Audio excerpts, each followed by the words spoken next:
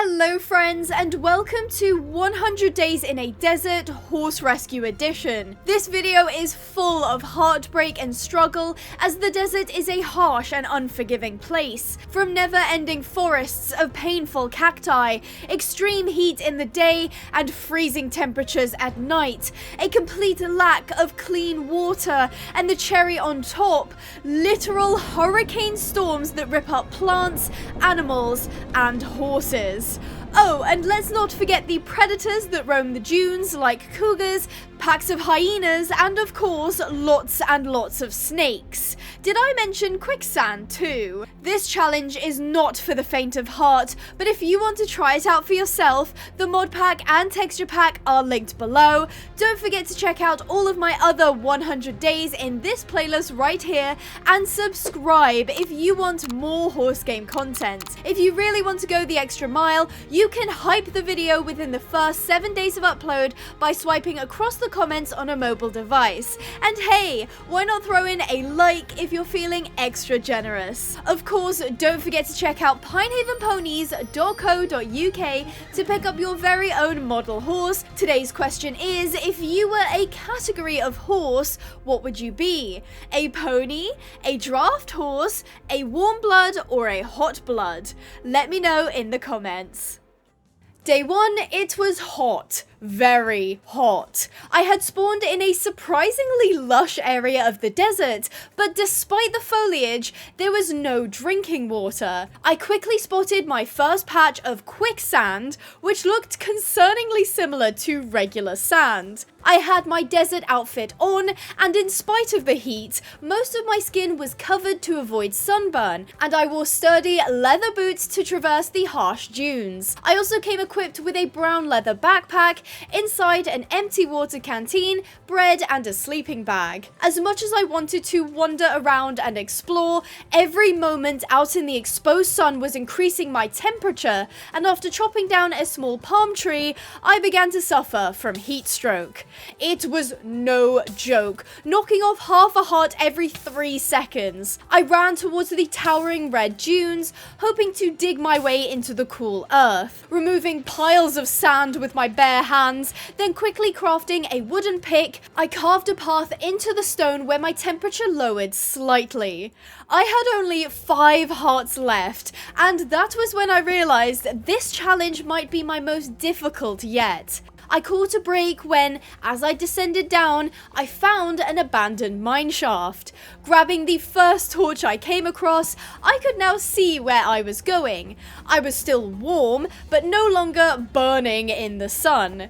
My next biggest hurdle was finding water, as dehydration would kill me just as quickly as heat stroke. It didn't take long for me to find my first minecart. Inside, it held important supplies like rope, bread, and glowberries, as well as my first gold ingots. I didn't bother picking up the rice, as I would never be able to grow the water-hungry crop in this climate. I crafted a stone pickaxe and got to work extracting all the ore and coal in the mine. Soon I found my second minecart, and inside was a single precious diamond. I still had not found any water, and as beautiful as this gem was, I could not drink diamonds. Crafting a furnace, I smelted my ores, and standing in front of that roaring fire caused me to overheat again, which in turn was making me thirsty. But I persevered, smithing a full set of iron tools. I also created 2 buckets. If I found water, it would be essential to carry some around with me, as the vast stretches of desert seldom provided hydration. I chowed down on some bread before returning to the cooler tunnels, picking up lapis and redstone as well as other materials. Just when I thought the mines had given me all they could, I found another gift. In a small ravine where I could hardly see, I placed a torch by mistake, but it popped right back up and I realized barely visible in this crack lay pools of water. My salvation! I quickly filled my buckets and then greedily slurped up water in my canteen. But before I could drink it, it had to be boiled to avoid ingesting bacteria and other nasties that could be in this liquid. To do this, I whipped out my furnace and heated the canteen with coal, and after a few moments, I was left with clear, purified water. I was absolutely thrilled. I felt like I'd made so much progress in such a short time thanks to the abundance of resources underground. But I was no mole, and it was now later in the night, so I thought that the surface would have cooled down enough for me to travel. I was a little too correct, as yes, without the scorching sun, the sand no longer burned, but much like real deserts, the heat quickly dissipated into the night, leaving the air freezing. I was cold when I resurfaced, but in my naivete, I quickly ran towards some kind of temple, only to land right in the middle of a pool of quicksand. Once I realized I was sinking, I quickly pulled out my shovel and dug myself free. Soon I began to freeze, and with nothing to warm myself, I trudged onwards, arriving at the small temple tower. I grabbed a few of the candles on the ground and then proceeded to break into the tomb below. If you don't know, desert temples are actually booby-trapped, with a layer of TNT below the floor. If you step on the pressure plate in the middle, you set the whole thing off, destroying all the treasure and possibly even yourself. I carefully removed the pressure plate, disarming the trap. Then I got to work going through each of the 4 chests. Inside there were things like diamond plates, which could be turned into pure diamonds, gold bars, and even bones, which could be used in a variety of different crafting recipes, plus it doubled as a source of bone meal and white dye. But by far the most valuable item in here were the blocks of water. These were what powered spigots, used to fill up buckets and troughs for horses to drink. This meant I could now settle down anywhere without being dependent on a river or lake, as my future horses would have access to clean, fresh water. By the time I finished, it was the early hours of day 2, and I had a pretty valuable haul. I was running out of the cool hours though, so I surfaced and got moving. I didn't know where I was going, which in the desert is pretty much a death sentence, but I was sure I had enough equipment to survive out here for a few days if need be. It was pitch black at night, and while that made traveling treacherous as I couldn't see snakes or quicksand, I was lucky because it did make spotting the illuminated houses of a village very easy. I made my way towards it, noting that the sky looked stormy. Arriving just before daybreak, the first thing I found was a small animal pen with cows and sheep inside. They had access to grass, water, and even hay, which was pretty impressive considering the conditions. I hope to have my own pen like this someday, where my livestock could live in abundance. As the sun rose, I pillaged the chests, and I couldn't help but feel a little bad about it. Usually, my 100-day challenges have a no stealing rule, with the exception of survival challenges, like this one, or the sister video to this, 100 days in a deadly winter. But knowing how precious resources are, I did feel guilty taking it from the villagers, as they had clearly worked hard to build a sustainable life out here in the desert. But I had horses to rescue, and I needed this stuff to ensure I could build a reliable oasis of life. At some point. To be honest, picking a base location was probably going to be trickier than usual, as while there are technically different biomes, they were all just variations of desert. So I wasn't sure if I would just have to settle down when I got tired of traveling, or if a place would speak to me like in most of my other challenges. I discovered that the village also had rich soil in various stages of fermentation, and I stole the blocks that were ready for planting. If I was going to have livestock, they needed food, and to make food, I needed to grow things, and dirt and soil were shockingly in short supply in this world. I would also need grass to propagate lush green pastures fit for horses. But if you dig up grass, you get dirt. To actually pick up a block of grass, I'll need a tool with silk touch. And I wasn't sure how challenging that would be to get. In the afternoon, after pillaging my fill, I set out towards the sand valley. It was a little uncanny just how little there was out here. No trees or ponds or even big animals. There were creatures though, ranging from tiny birds to shrews.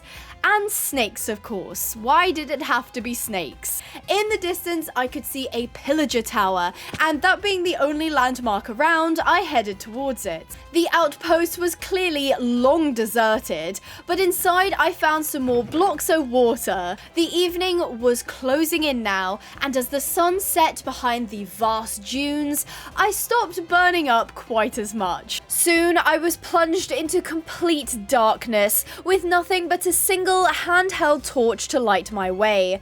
While I wasn't frying in the heat anymore, the night was far from safe. It seemed that out here in the desert, more creatures emerged in the twilight hours to take advantage of the cool temperature, but unfortunately for me, many were out to catch prey. There were snakes everywhere. I almost stepped on them repeatedly, as once I spotted one and tried to move away, another slithered behind me. It was a little nightmarish, I can't lie. Mind you, these snakes are not friendly, especially the rattlesnakes, who, if you got too close to them, would curl up and warn you to back off, and if you didn't, they would leap forward and strike. Not to mention, they would also chase you, which was kind of terrifying. After freezing in the cold night, I spotted a big village in the distance. At this point, I was pretty much just hopping from structure to structure, trying my best to survive. Day 3. This village was much like the last. I spent time plundering chests and exploring in the dark. But at daybreak, I discovered something incredible. The village was actually right on top of a river, and this was the first body of water I had found so far. This was amazing and explained why this village was much bigger than the other one, as the river provided irrigation for crops, hydration for animals, and of course, a place to cool off. Swimming in the water, I could almost feel how refreshing it was. After splashing around for a little bit, I swam upstream to gather some plants I could see growing in clusters. This is where I found my first water plant. This is foliage exclusive to the desert and incredibly important for survival. A water plant will drop a few water plant bags and water plant seeds. The seeds will grow more plants, but the bags can be consumed, filling up your hydration. I don't know what a water bag would taste like, but I imagine it would have an aftertaste like celery. With the seeds, I was now set. Wherever I chose to settle down could accommodate my hydration needs. I also picked up sugarcane, which would be important for paper and of course sugar. Eventually, I made my way back into the village, continuing my gathering and watching the skies, as the weather seemed to be taking a turn. Weather was no joke out here in the vast desert, and it was critical to always have shelter. As I explore, a long-eared creature caught my attention. In a small sandstone pen, what I initially thought was a donkey stood alone. They were either a very big donkey or a mule. I couldn't quite tell yet. They also looked pretty old, with greying patches on their underside and on their face. The pen itself was lovely in terms of design, but terrible for this animal's health. The roof was partially open, letting in the burning sunlight, and while the square footage was big enough, they were quarantined to a tiny gated portion at the back. not to mention the complete lack of food and water available despite the river being mere blocks away. I quickly decided that this animal qualified for rescue, as I was sure I could provide better accommodation when I build some eventually, of course. Now, usually I do this a little more professionally, but since I didn't have a home or any other mount in my care, I figured the best thing to do was to tame the equine and try to locate a saddle to ride out of there. As quietly as I could, I hopped up on the mule's back a few times until eventually they accepted me, and I discovered this was a John mule, which is a term for a male mule. If I had to guess, they were probably a little bit older and were used in farming or transport for the village. Not anymore though. I quickly crafted some leads, which was much simpler than I thought, requiring only string. I brought him out and tied him to the river so that he could drink, and I did have a look at crafting a saddle, but I was missing a lot of the ingredients. Luckily, I was on a win streak and found one in a chest not too far from the mule's pen. With that, we saddled up, noting the cloudy skies above, before setting off towards a pyramid buried in the side of a dune. I really liked this guy. I decided the name Sheriff suited him well. Sheriff and I were going to go on out and start our own sanctuary together. The weather was making me quite uneasy, and I was concerned about an impending storm, so to avoid any mishaps, I carved a tunnel into the side of the pyramid to bring Sheriff inside and away from the elements. Of course, I don't recommend doing this. Pyramids are important historically, and what I'm doing is desecration. But I'm sure you'll let me off because I'm protecting an equine. Sheriff was tied to a wall, and I placed down a 2x2 of water for him to drink from. I checked the skies one more time and decided it was indeed best to take shelter for now. While I waited for things to calm, I explored the pyramid. I wish I had anything of interest to report, but this was clearly a well-built structure, as even a looter such as myself couldn't find any of the goods. I did accidentally find the entrance though, and going outside, I could see that in the twilight, the weather had finally calmed. I had a quick look at the basin below, but I felt like it was time to keep moving forward. I grabbed the gold blocks at the top of the structure and then retrieved Sheriff. We set off into the night, soon finding yet another village on the riverbank. We had a bit of an oops when I rode us straight into a waterlogged path, Sheriff sinking into the cool water. Paired with the frigid air, I began to freeze, but quickly pulled us both out. Now I was soggy and cold, and to make matters worse, I found a camel who made the most disturbing noise I'd ever heard. Do camels really sound like that? Ew. But my luck turned, and I was thrilled to find an enchanted hoe with none other than Silk Touch. This was perfect. I could now collect grass for my rescue. I slept the night in a stranger's bed, and on day 4 did yet another looting spree. This time I focused on the plants, leaves, saplings, veggies, seeds, dirt, rich soil, and of course, grass. I was sure I had everything I needed to start my own paradise, so Sheriff and I traveled onwards. The land surrounding the rivers was particularly vibrant, and I did consider making this my rescue location, but the sand was uneven and there were lots of cacti. Taking a quick break to gather more water plants, Sheriff was very patient and waited as I dug around in the sand, clearly just happy to be out and about. We found some ruins of a house and picked up the blocks of coal, which was a score. In the late afternoon, I spotted something peculiar. From far away, it was hard to make out, but up on the dunes was some sort of campsite, boasting bright orange leaves as well as smoke. We went to investigate, arriving by nightfall. Here I tied Sheriff to the tent and soon discovered this was actually an oasis. In the middle was a small pond of water surrounded by a mix of moss and grass. I was absolutely thrilled getting to work excavating all the goodies. I had a brief sleep taking us to day 5, and in the sunlight I could see much more clearly, continuing my extraction. What I hadn't realized was that the campfire here was healing me, which seemed handy at first, but pretty much meant that when I was starting to burn up in the day, I was constantly just taking damage and immediately healing, so that was a little annoying. I really plundered everything I could from this oasis, taking all the moss and grass and dirt that I could find. While a place like this would be ideal to set up a base, there was not nearly enough space to accommodate stables and paddocks and all the other things I needed for the horses, so instead I was just taking what I wanted and heading out before midday.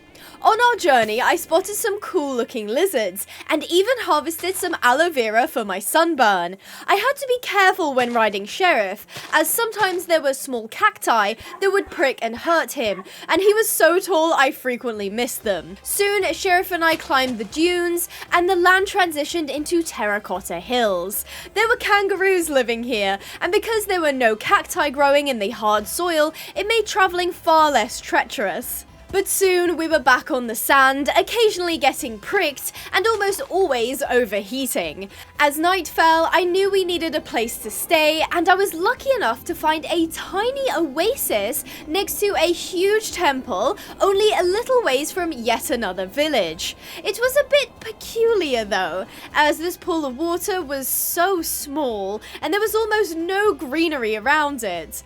Either way, I decided to hit Sheriff nearby and craft a campfire to keep us warm during the night. Day 6, this oasis just didn't feel right to call home. I know I shouldn't be too picky. The location itself was pretty cool considering how close it was to the temple and the village, but something deep down just felt off about it. I didn't want to spend much longer on the road though, and Sheriff needed somewhere to settle down, but I was sure that I could find something a little better. We headed to the village where I found some camels that looked to be in distress. Their legs were by their head, and I couldn't tell if they were perhaps stuck upside down or trapped in the sand. I don't know why, but my first thought was to give one a little nudge, and well, that camel was not happy. He had quite a bite on him, knocking me down to 2 hearts when I suddenly realised my respawn point was miles away, and he chased me into the nearest tower where I was able to claim a bed. Thank goodness for that. I could hear it clomping around the outside of the tower, and I felt like I was in a horror movie. Eventually it gave up and I was able to sheepishly exit the building. Of course, I have no sense of leaving things be, so I returned to the spot where there was a second camel, seemingly in the same position as the first. This time, I tried to dig around it just to see what was up, and accidentally hit it with my shovel. Ah well, at least my respawn was close by. Once I was done terrorizing the local camels, I climbed the hill to get a better view. From up here, I could see my pretty lame campsite, as well as the incredible size of this desert temple. I looked around some more, and right at the far end of my view, I could make out a cluster of trees and some water. Another oasis. This one looked far more promising, so Sheriff and I buckled up and crossed the cactus-riddled desert, arriving at the oasis in the afternoon. This place was absolutely magical. A big shimmering lake of water surrounded by all sorts of trees, including birch, which were the only type of tree that produced green leaves out here in the dunes. There was also an abundance of animals, lizards and shrews alike, proving this place bore the fruits of life. And as a cherry on top, a natural beehive protruded from one of the birch trees. This was it. I was sure of it. This was the place that I would call home. I wasted no time planning where I wanted a house and then marking out the stables. I had looked up some inspiration pictures and videos, and while I wasn't going to copy it block for block, Zachary's desert horse stable had a huge influence on the design.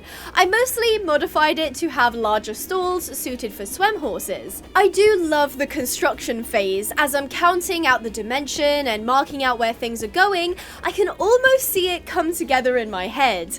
Some builds do have an ugly phase before you're done, but I've done so many builds thanks to these 100-day challenges, you can check out more in this playlist, that it just doesn't faze me anymore. Soon I had the skeleton of the stables, and I was planning to have 5 stalls in total. I decided to make 4 of the stalls, 7 by 7 blocks, but I made one slightly bigger just in case we rescued a pregnant mare or a mare and foal duo. This stable was 9 blocks by 7 blocks, so it was suitable as a foaling stall. All this building made up for thirsty work, and I had emptied my canteen by the afternoon of day 7, so I filled it back up at the oasis and set the furnace to boil. While I was there, I placed down one of my signature dump chests, as storage and organization was definitely the worst part of these challenges. I went back to work putting in a roof with a bit of a green twist.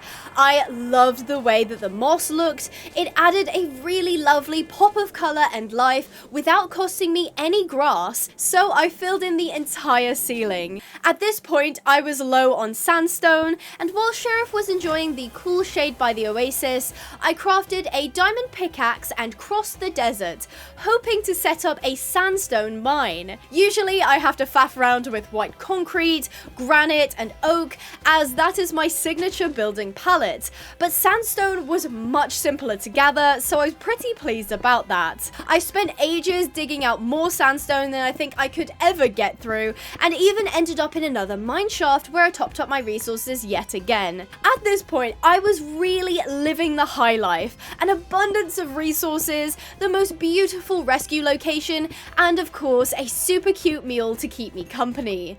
But as I wandered around the mine shaft, my stomach dropped at the sound of thunder.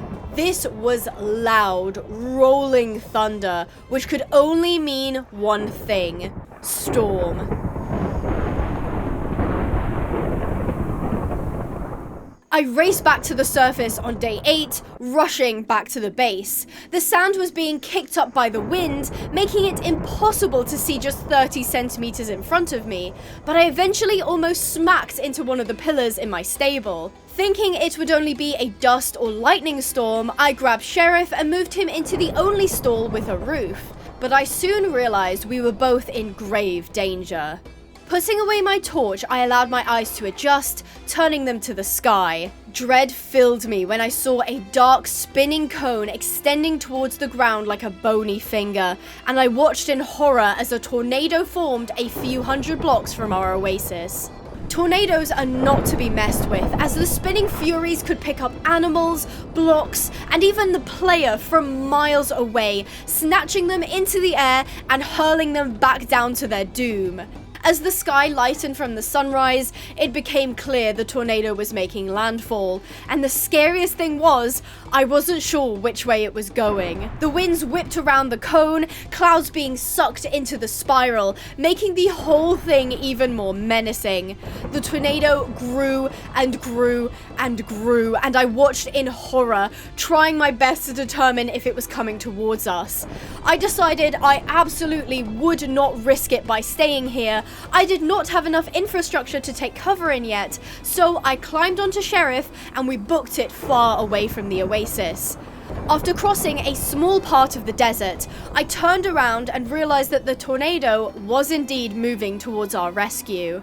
There was lots of dust and sand in the air, kicked up by the winds, and I decided we needed more distance between us and the storm. So Sheriff and I climbed up a sand hill where we got a pretty heartbreaking view of the tornado ripping its way towards our oasis. There was nothing we could do but watch as the spinning cone tore right through the camp. I was of course relieved that I had made the right decision to leave, but I was worried about the damage this thing would cause.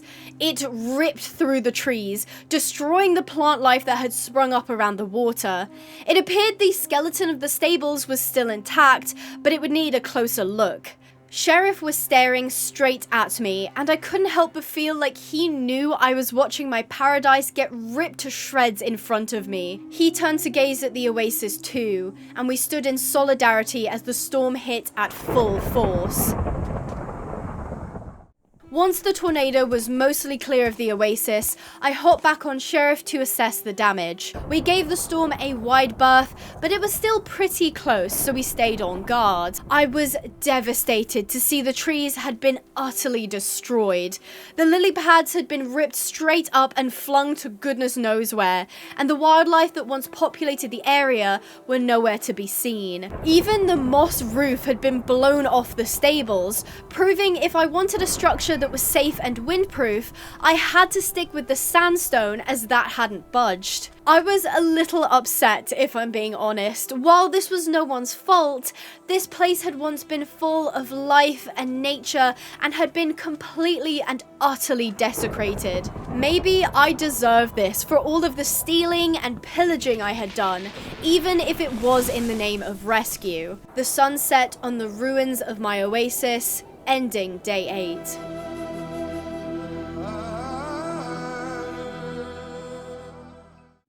But alas, I would not be deterred. There were horses out there that needed our help, and more than that, they needed a safe place to call home. I would do anything to give that to them. So I pushed on, using my newly gathered sandstone to put a roof on all of the stables. This should make for a pretty sturdy storm shelter. Day 9, Sheriff enjoyed standing in the shade of the stable, and I added a cool flare to the roof, which was inspired by the video I mentioned earlier. I wanted the front of the stables to be the main doors, but at the back, I would also end up building grass runs where the horses could graze when the weather was nice. I was making really good progress, but I couldn't bear to look at that barren pond any longer, so I dumped some stuff to make room in my inventory and went looking for saplings.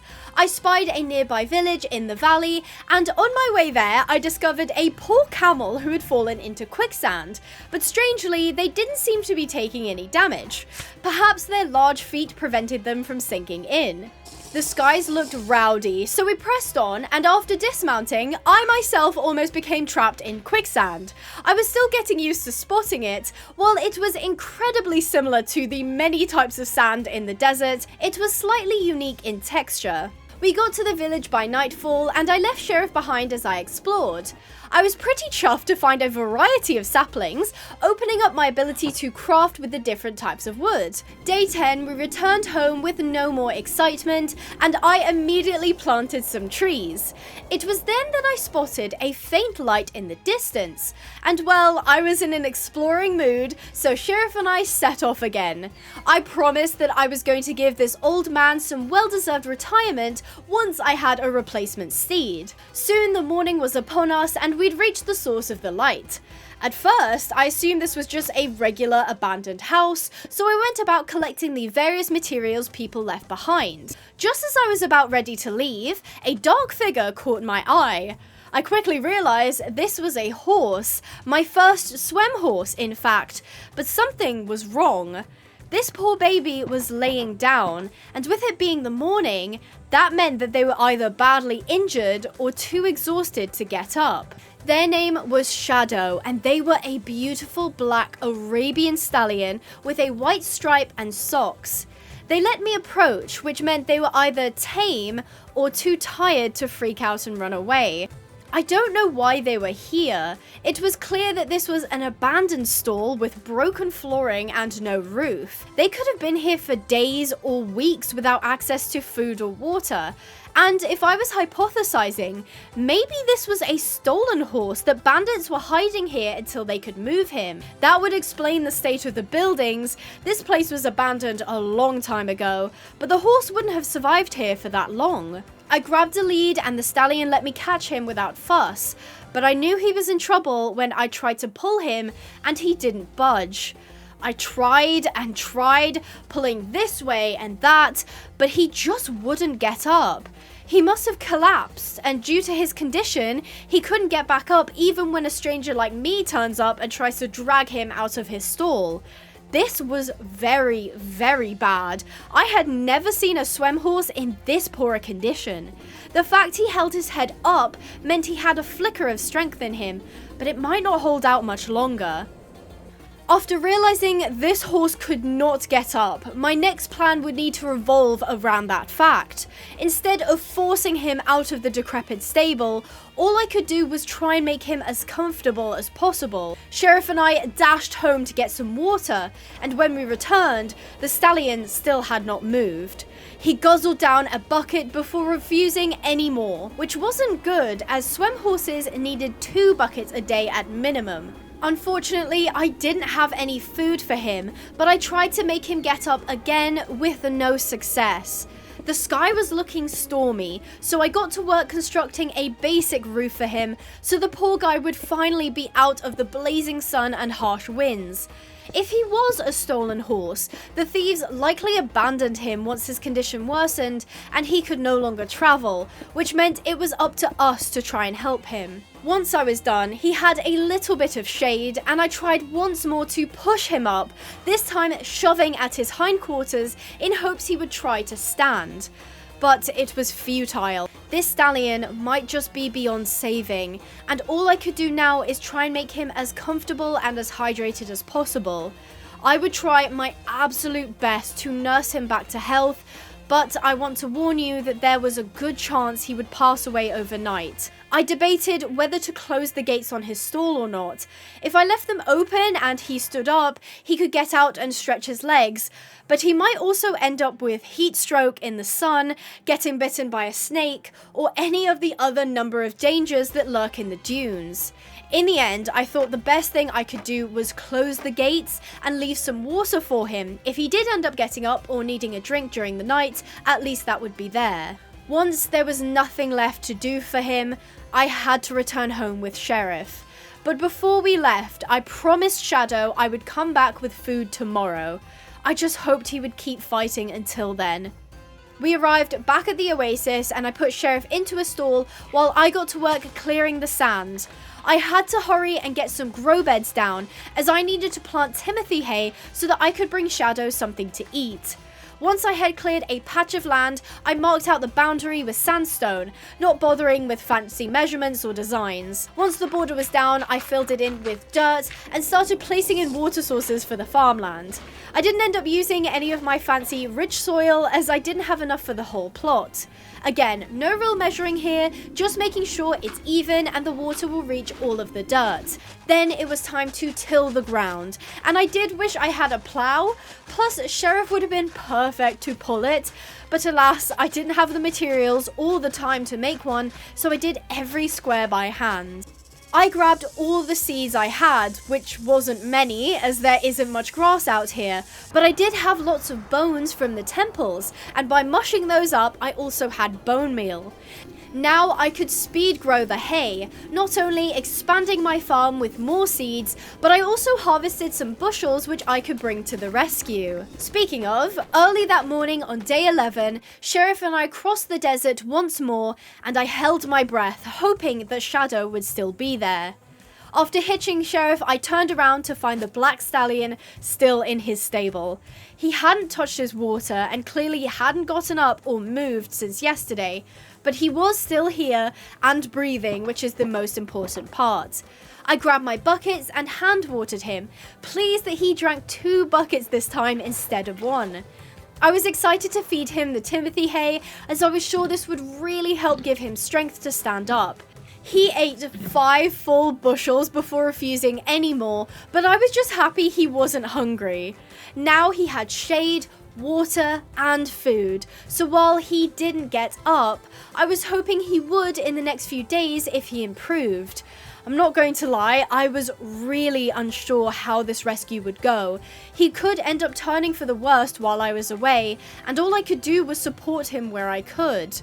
Once there was nothing else to do, I left again to go and prepare a stall at the oasis. I was feeling optimistic that he would pull through, and I was going to do everything I could to help, including making sure he had a soft place to land when he comes home. I harvested a bunch of oak trees using the few blocks of dirt at the oasis and a copious amount of bone meal. This let me craft things like fences and trapdoors. I prepped the larger falling stall, mostly because I wanted to give him loads of space initially. I want the design to be open but still protected from the elements, so I left the stall dividers pretty low, just 1.5 blocks up. I also framed the divider in a really cool style, and I think it was certainly Middle Eastern inspired. For the outside wall, I went up by 2 blocks, then had a line of fences, which I feel opened it up a little more while still adding some texture and color. Then added slabs to the top to leave a small gap. I made windows on the back of the stall, again with fences, and then added trapdoors as shutters. During the night, I used fences to mark out where the runs would go. Usually, I love me an open paddock where horses can roam and play freely, but considering the circumstances of the sun, storms, and my general lack of dirt, the best thing I could offer was a few runs connecting to the stables.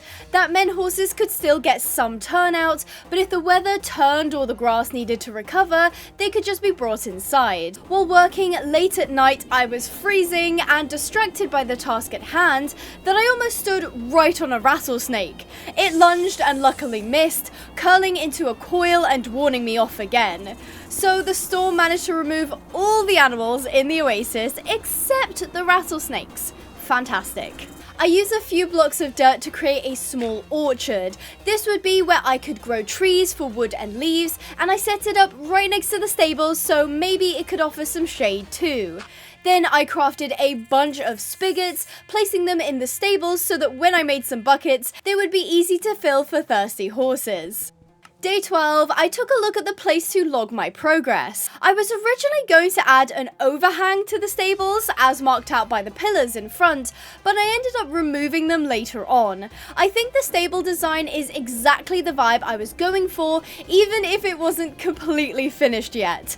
I do love challenges that push me to build in a new palette and design, and I think this was giving Middle Eastern and deserty. I did want to incorporate more green in the form of leaves and moss, but I needed to do it sparingly to avoid it all being ripped up in a storm. My farm patch was looking really lame though. I had seen some cool designs in the villages I visited before, so once I had more time and materials, I could zhuzh it up more. The oasis was still a little worse for wear. It needed way more greenery and life to bring it back to its former glory. Overall though, I think things are turning out pretty well. I filled my canteen and boiled it in preparation for an excursion. There was one item I desperately needed to be successful in this challenge, and I had no idea how I was going to get it. For some reason, all swem crafting recipes required dried kelp, and kelp only grew in oceans. Deserts, famously, don't really have oceans, but there was still a chance I could find one if I followed a river, as all rivers lead to the sea. I planted some water plant seeds before I left, hoping to start growing the oasis back. Then I dumped the contents of my backpack into some chests, readied Sheriff, and set off. We of course first visited Shadow, who was still not up. I was starting to get a little concerned, as him being down for this long was a super bad sign.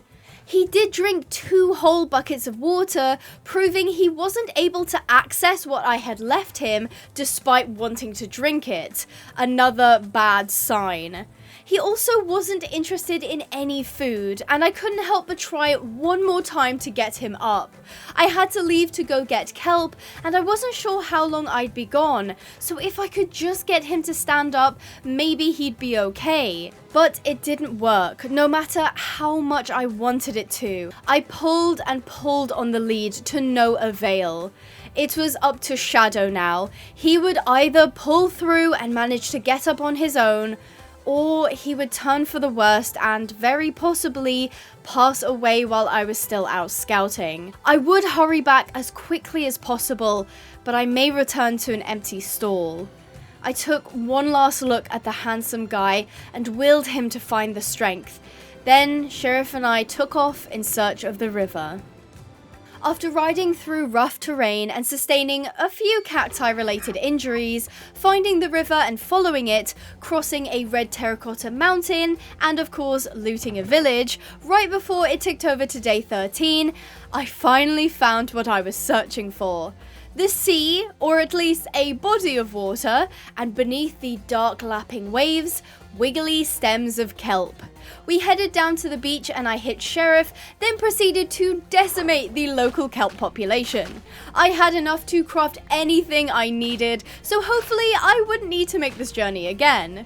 With my pockets full of seaweed and freezing my butt off, we set off for home at full speed, retracing our steps in the dark.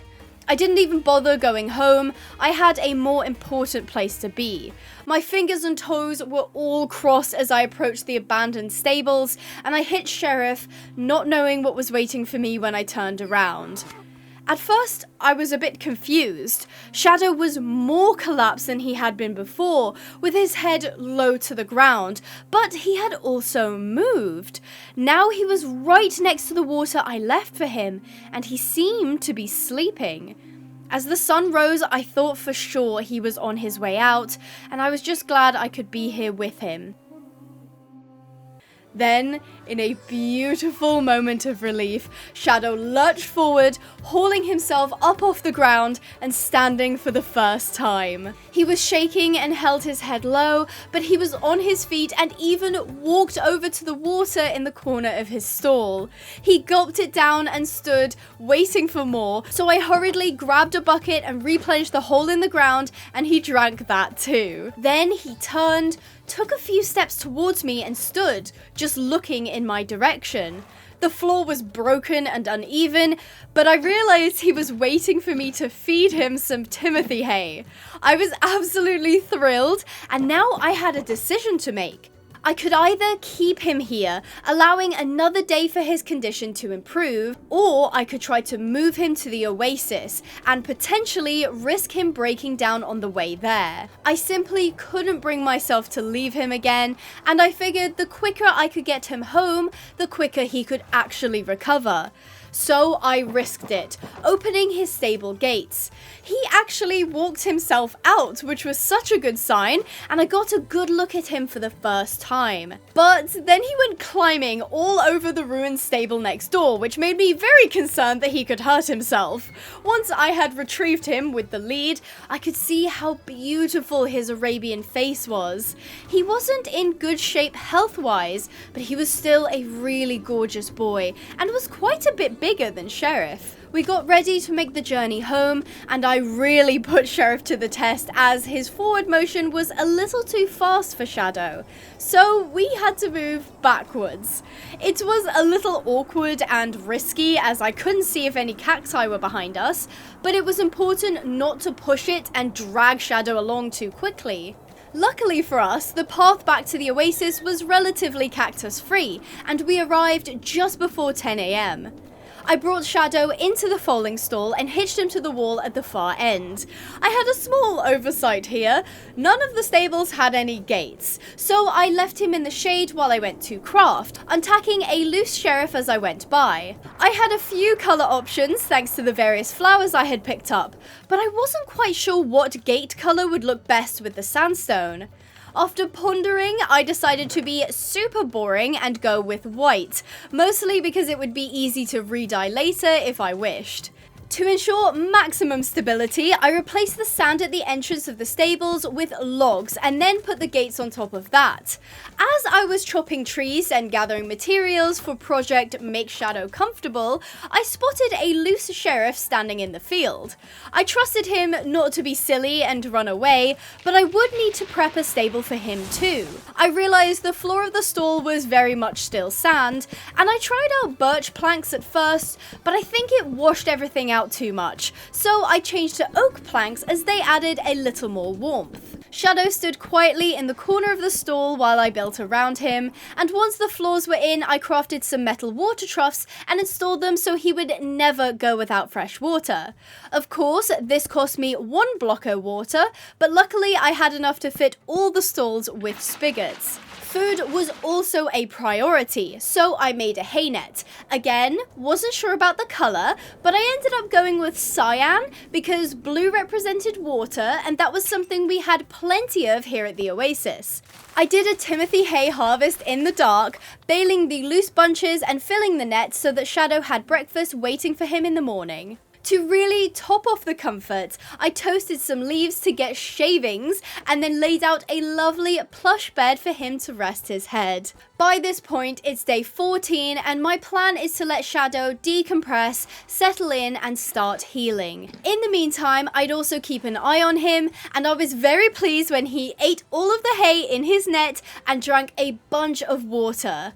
I did leave the gate to his run open, even though it didn't have any grass in it yet. I wanted him to be able to go out and stretch his legs if he wanted, considering he spent goodness knows how long cooped up in that decrepit stable. I got a glimpse of his personality when I accidentally left the stable gate open, thinking he was far too tired and quiet to leave, but nope, he wandered straight out like a cheeky bugger. I grabbed him with the lead and brought him back inside, and I hoped that when he started to get better, he would really blossom here at the Oasis. During the day, I took the opportunity to craft some name tags, one of course being for Sheriff, who seemed to yearn for the dunes as he wandered off into the desert. I brought him back and into the stall next to Shadow, fitting in white gates to keep him securely on site. In the stable, he stared over at his stable mate, and I couldn't quite tell what he was thinking. Maybe he was glad to see Shadow was recovering. The rest of the day consisted of gathering leaves and wood, so I had a nice stash for building, popping some new lily pads I had stolen from the village into the Oasis, and dotting around random plants I had picked up on my journeys. In the evening, I fitted an overhang to the back of the stables where the runs were, and I used unlit campfires to make a really nicely textured frame. Campfires were a little expensive in terms of materials, but were totally worth it for aesthetics. Then, since I was in a buildy mood, I turned my attention to my rather sad looking farm. I had taken a few photos of village farms for inspiration, and on day 15, I had something that kind of looked like what I was going for. It wasn't quite there yet, but I took a break to check in on Shadow, who was doing okay, and give his net and trough a top up. He definitely enjoyed munching on Timothy hay, and I was so glad he had an appetite. I also replaced the floor of Sheriff's stable, digging out the sand and replacing it with oak planks. I also gave him a water trough, even though he didn't actually need it. But one day a swem horse would probably be moved into here anyway. Not entirely sure where I would end up putting Sheriff, but he was more than welcome to stay in the stall for the meantime. I did have a nervous glance at the sky, and I could see it was a little stormy-esque, but I figured it probably wouldn't tornado right now. My work for today was far from over, and I crafted the stuff I needed to finish all the stable interiors, which was mostly just fancy design stuff like adding stairs and slabs to give the walls more shape and flair. Next on the agenda was the runs. I had already marked them out with posts and even installed a single oak gate right by the stable. This turned out to be my best idea yet, as it meant I could move between each of the stables very easily without any horse being able to escape or having to fuss around with big metal gates. I desperately wanted to replace the sand in the runs with dirt, but I simply did not have enough to do all of them just yet, so I need to go out and look for more oases to steal from. Luckily, I only needed a few blocks of grass per run to propagate the whole thing, and as long as I kept the horses off the grass while it was growing, I would end up with a lush green field. In the late evening, I did my nightly checks on the equines. Shadow was sound asleep, and Sheriff was still poking his head over the divider, keeping an eye on his new friend. Shadow even slept with his lip hanging open, which was ridiculously cute. I would need to craft a halter for him at some point too. Day 16 started very early, clearing out sand for what I was originally planning to make into an animal pasture. All my builds so far, including the stables and the farm, were on the same level as the oasis, and I wanted the paddock to be on that level too. My design was interesting. Instead of going for a traditional circle or square, I outlined a sort of L shape, with one side running parallel to the farm and the other jutting out towards the oasis. No measurements were taken for this, just vibes. This was the first paddock I was making, and normally I have a very specific design of oak leaves topped with oak slabs, cornered off with oak logs. That, of course, would not only look completely out of place, but also really ugly as the leaves were brown. I wish I'd come up with something more riveting, but I settled on a sandstone block topped with, you guessed it, a sandstone slab. Here's another update on the oasis progress. Not too bad since the last time you saw it. We now had the stable exteriors done, the runs fenced, and the back of the stalls were accented with a wood overhang. The farm was looking a little livelier, but it just wasn't right yet. I didn't know where to take it from here, but I would figure it out later. Of course, the pen was looking pretty barren, but the shape is kind of funky, and overall the place was coming along nicely. See that awkward box over there? That's where I was planning to build my house, but I usually leave home building last as horses were a far bigger priority. The oasis was going to serve as a central hub of life as everything needed access to the water. I just hoped I hadn't built things too close together and that I would have space to put everything I needed, but at this point I was too far in and only time would tell. At least the oasis was looking a little better, slowly recovering after the tornado ripped away a lot of the charm. I once again was not paying attention and almost landed on a rattlesnake that had taken to hanging out by my camp. The little bugger just wouldn't scram, so I was constantly having to watch where I stepped. I planted birch trees at the oasis, hoping its vibrant leaves would really help the blue of the water pop. I was surprised to see Shadow was not only out in the sun, but he also held his head high. The last few days of rest and recovery did wonders for the handsome lad. I was absolutely giddy at how well he was doing, and I just couldn't help myself. I led him to the new pen as I didn't have a round pen or arena yet, so this would have to do. Equipping myself with an adventure bridle, I gently placed it over his head, waiting for a reaction. He simply stood there, unfazed, confirming what I had thought before. This horse was tamed and well backed, so most likely he had either been abandoned or stolen, and I wasn't sure which was worse. He would always have a good home here though, and I pulled the bridle off and ran to craft a grooming brush. I gave him a really thorough clean and popped the bridle on once more, hoping to have a little sit on him. I very calmly hopped up, not at all excited by the fact I was now sitting on the most gorgeous black Arabian Stallion I had ever seen. I asked for a very quiet walk. I didn't have a saddle, so I was doing this bareback and had no intention of falling off. Plus, Shadow had only just begun recovery, and we were not going to go any faster. He was an absolute angel, and after a few minutes of walk, I hopped off and we headed back to the stables, avoiding a rather grumpy rattlesnake. I was so impressed with Shadow. I just couldn't wait until he was fully recovered and we were galloping across the dunes. He enjoyed a quiet evening in his stable while I started on my next project. See, my little ride had prompted me to begin construction on a round pen with the intention of using it to ease him back into work. Now, I have expressed before that I struggle with shapes, and I certainly struggle making round pens that are actually round rather than jagged and square. So I'd like to shout out my best friend Queasy, who's featured in the 100 Days Apocalypse, for taking the time to teach me a better way of making Minecraft circles. I marked it out with sand first, and by day 17 I was topping the circle with sandstone slabs and then removing the sand beneath. I made it quite big, mostly because I had the space, and if I did come across another horse in need, I could use it as a temporary quarantine. The backdrop of the temple was super pretty, and I was actually really proud of the round pen, if I do say so myself. Shadow was enjoying the sun in his run, what a rhyme, and I groomed him to make sure there was no sand or dust buildup in his coat. I was itching to get some animals, mainly cows and sheep, as leather and wool was super valuable. Plus, the meat would be much more filling than the bread I was currently living off of. Sheriff and I saddled up to head to the village on the hill. Shadow wasn't strong enough yet to make the journey, and I wasn't about to push him beyond his limits.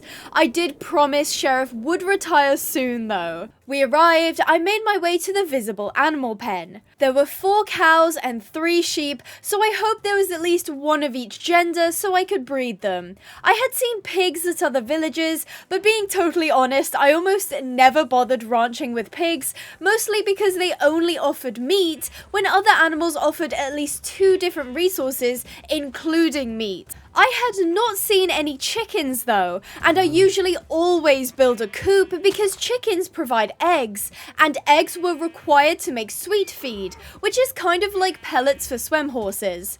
I suppose the horses would have to live off of grass and hay if I never managed to find any chickens. We crossed the small patch of desert again with our bovine and sheep in tow. As the sun beat down on us, the animals were deposited into the animal pen. I kind of hated that the cows and sheep were all mixed together, as it would make it harder to manage and keep track of them. I would either need to further develop this pen or potentially build something new altogether. I did feel a little bad. I took these animals away from their cool, shaded, grassed pen at the village, dumping them in a barren, sand-filled, sun-exposed paddock. Eesh, I really needed to improve the living conditions of my livestock. I did a big old wheat harvest so I had lots of food for the animals, and even replaced some farmland with sandstone to create a new walkway and separator, keeping the hay and wheat apart. Then I bred all of our new residents, and luckily we did get a few new lambs. They were so cute. Sheriff stood nearby, quietly waiting for me to finish my chores.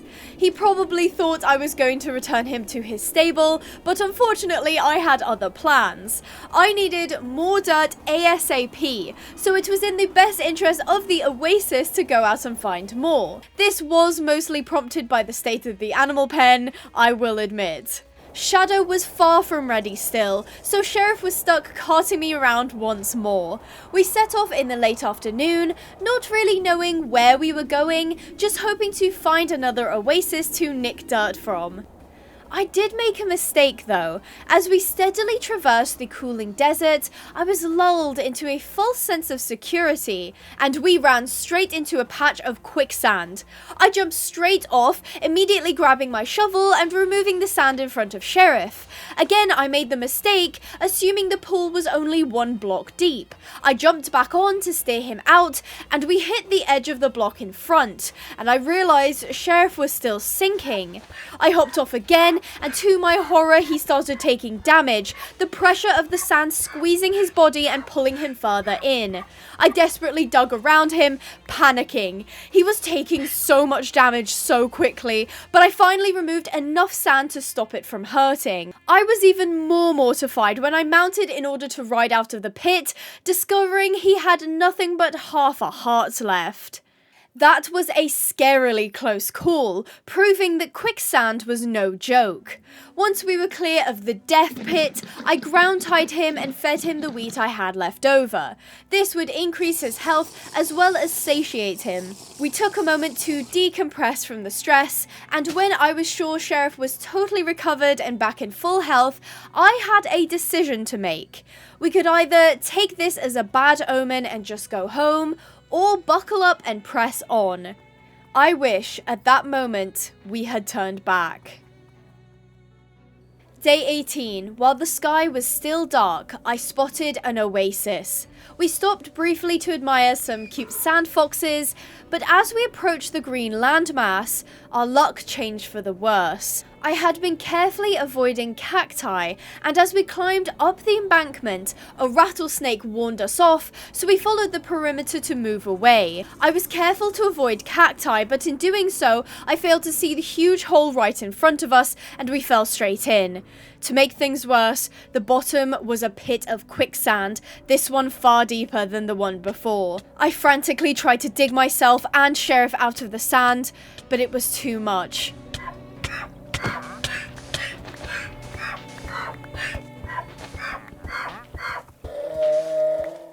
Sheriff suffocated in the quicksand.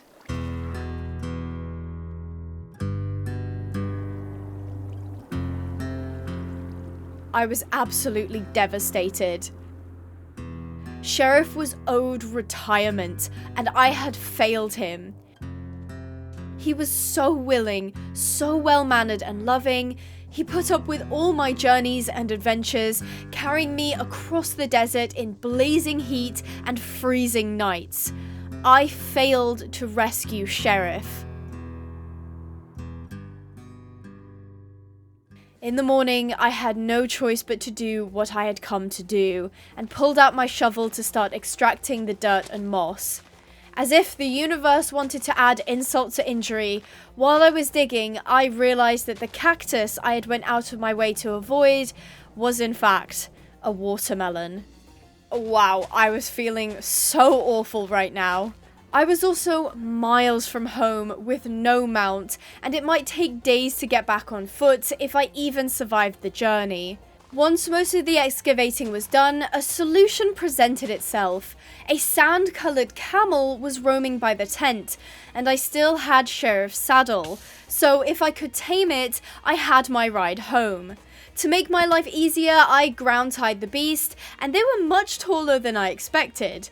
Camels are big. When they accepted me, I equipped Sheriff's saddle, and I can't lie, it was super cute that it lay down and waited for me to mount. It was a male camel, so in honor of Sheriff, I named him Marshall. While he chilled out in the sand, I finished my collecting job and we set off before midday. I was then promptly jolted around as I discovered camels jog/trot, which made me feel sick just watching it. Don't get me wrong, this animation is adorable, but my goodness, that looks so uncomfortable to ride. I was wedged right between his humps, which, fun fact, are not full of water. They are actually full of fat for energy. It became apparent that a pro of camels was the fact that cacti had no effect on them. While horses, mules, donkeys, and other livestock were at the mercy of prickly plants, camels could just run straight over them and brush up against them with no issue, which did make crossing the desert particularly easy. He may not have been fast, but our steady pace meant we made great time. The rattlesnake that hung around the stables greeted me with a hiss, and I hitched Marshall to the stall in the shade. The first thing I did was name Sheriff's saddle. Just in case I ended up with more, I wanted to know which one was his. I was going to make him a grave soon, and I wanted to leave his saddle out in memoriam. Before the sun set, I added more trees, dotting them around the oasis and replenishing my leaf and wood stock. I picked out a plot right next to my house, digging out 3 blocks in the sand and filling it with moss. Of course, Sheriff wasn't actually buried here, but I hoped his spirit would find rest. I set up a headstone using an oak sign to write a plaque that read, "Sheriff, loyal and brave, day 3 to day 18. I placed down a lantern and an item frame, filling it with his saddle. I also put a barrel of carrots nearby, just in case he ever got hungry. Goodbye, my friend. Thank you for trusting me, and I'm so sorry I let you down. Day 19, I improved the oasis by adding another layer of depth to the middle. At the time, I thought it would be a nice idea to add fish to the pond, even going so far as planning to find wandering traders as they sometimes sold buckets of fish. I did, of course, completely forget about tornadoes, which would in fact rip fish straight out of water. I went over to the stables and realised I left the gate to Sheriff's stall open. Closing it felt a little melancholy. I also had to face Shadow, who was probably wondering where Sheriff was. The only thing I could think that might bring closure was to take him to Sheriff's grave. So we walked over together, and when we got there, I gave him a moment, hoping he would understand. He was staring at the grave and shook his head, then looked over in the direction that Sheriff and I had left before. I chose to believe that he understood, mostly because I just couldn't bear the thought that he would forever wait for his friend to come home. I returned him to his stall, pretty dejected by the whole thing. I thought the best thing was to take my mind off it, so I got stuck into some menial manual labor task, gathering up the dirt I collected, equipping my shovel, and digging out the sand in Shadow's Run. Once a layer of sand was removed, I quickly worked to fill it in with dirt. I would need way more than I currently had, but that was a task that I could tackle later when I actually had more horses that needed to use the stables. Once that was done, I placed down a few spots of grass, making sure the gate was securely closed so the Shadow couldn't begin grazing before the grass had spread. There was also an outdoor water trough that would irrigate the dirt, so it wouldn't be long until he had a lovely big patch of yummy grass to eat. I worked more on elevating the aesthetics of the oasis, placing in moss to border the shadier parts of the lake. While you may argue a job like this was frivolous and based in vanity, I would disagree. This oasis had given life to my rescue, and it was my job to take care of it. The more plants and trees and greenery on the water's edge, the more lively and lush the entire ranch would be. By the evening, it was looking truly peaceful, and I felt like I had finally brought it back to life after the hurricane. I then spent the night working on adding a roof to the animal pen. That took me to day 20, when I realized we were in trouble again. The sky was dark and the air filled with dust, and above us, a whirling spiral of clouds. A tornado was brewing, and my livestock had no shelter. I rushed to get the job done, thinking the tornado would make landfall any minute. There was no way I would be able to complete the roof before it hit, and I thought for sure my brand new cows and sheep would perish. In a stroke of luck, the spinning cone of deadly wind never actually touched down. We were very fortunate, and the weather reminded me to never put off critical tasks such as roofs and shelters. I continued my work, using sandstone walls as corner pillars, propping up a sandstone slab roof. I may have made it too tall as there was a ridiculous amount of headroom, and at the time I thought that was totally fine. I also absolutely hate dark indoor shelters. Most of my builds feature open air paddocks or stalls with skylights, so the idea of covering a whole animal pen felt wrong. I carved out artistic gaps, letting in natural light and fresh air. I did think that, in all likelihood, there was enough roof to stop the animals being picked up by the wind. I was, of course, incorrect, but I don't find that out until later. The cows and sheep were enjoying their new shade, and I added a pop of colour in the form of birch leaves, overhanging on the roof and sides. At the moment, all the life was coming up from the oasis, but I wanted to add some touches to the buildings too. In the end, I did 3 patches over the pen. I think they were a really lovely balance of overgrowth and greenery, without looking too out of place and unnatural in the desert. At night, I added lanterns so the visibility was better in here, not doing anything uniform, just staggering the heights and placement of the lights with chains. I couldn't help myself, putting in 2 paddock feeders into the pen, which by this point I had decided would probably turn into a horse paddock. I would have to build a separate facility for the animals, but they could stay here for now. As it ticked over to day 21, I was installing gates in all of the stables when a wandering trader appeared on an elephant. This was very unusual, as usually they came via llama, but seeing an elephant was pretty cool. I decided to liberate the animal of their captor, thinking that I could rescue them, but it became apparent I could not remove the clunky saddle or huge chest stuck to their side. Later on, the elephant would also disappear, so that sort of sucked. I do wish I could have freed them. I checked in on Shadow and had a look at the run to see how the grass was progressing. It had already begun spreading all over and would probably only need 1 or 2 more days before Shadow could graze on it. Speaking of the man himself, he was now fully recovered and ready to be put into work. Partially because I had no mount, and partially because the exercise would be good for him too. I still only had a bridle, but he seemed well trained enough that that wasn't a problem. We made our way to the shiny new round pen, where I slipped the bridle over his head and hopped up. We started with a nice easy walk, and when it became apparent he was steady and confident, I asked for the trot. He was surprisingly bouncy and fast, taking elegant long strides. I didn't get to rescue Arabians very often, and they were actually my favourite breed. Since he was doing so well, I thought it would be a good idea to let him stretch his legs and get some light stamina work in by heading over to the village on the mountain. I did want to go over there anyway to nick their bees, as the ones that lived here before had been swept away in the storm. So we took a nice easy trot, not going faster or slower than that. I think he was excited to be out and about, but he wasn't naughty or heavy in my hands. He looked so elegant in his stride. I really loved the way he moved across the sand like it was no effort at all. It did take longer to get to the village, but I was having a great time, so I didn't really mind. I headed straight for the empty animal pen as it had shade, grass and water, quite literally the perfect rest stop for Shadow. Unfortunately, a rattly noodle had taken up residence of this lush patch, and while I did usually leave the snakes alone, Shadow was right here and I wasn't about to risk him getting bitten, so I regretfully had to axe the snake.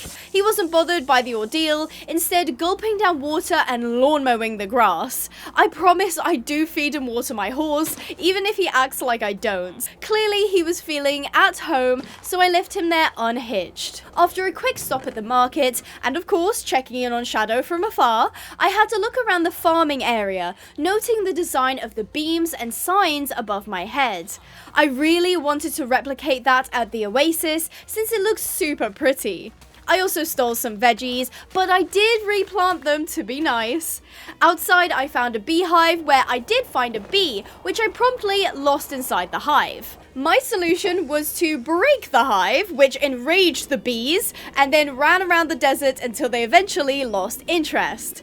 Once they were mellow, I caught them on leads and brought them over to where Shadow was hanging out and mounted up. It was really important Shadow didn't kick out behind him, as he would absolutely squish the bees. We travelled at the same pace we had on the way in, a nice steady trot, not changing gait to avoid him feeling the need to buck.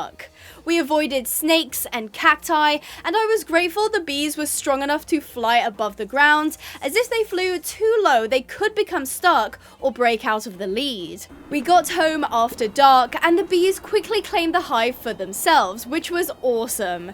It seems my bee curse from the original 100 days was now officially broken. Shadow was returned to his stables, where he fell asleep with his head wedged between the bars of his gate.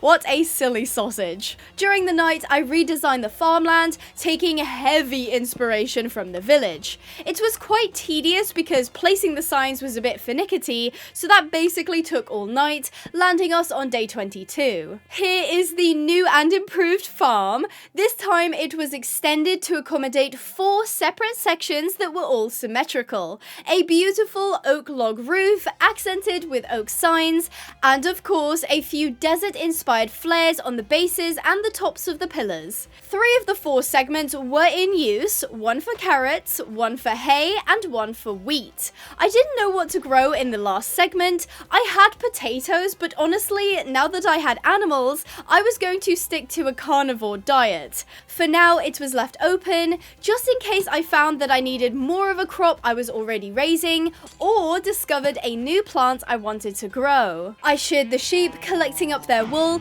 noting that many had failed to grow back their coats. I wondered if that was due to a lack of grass, but there wasn't much I could do about it right now. I ended up crafting a bunch of gender test strips, which pretty much just did what they said on the tin.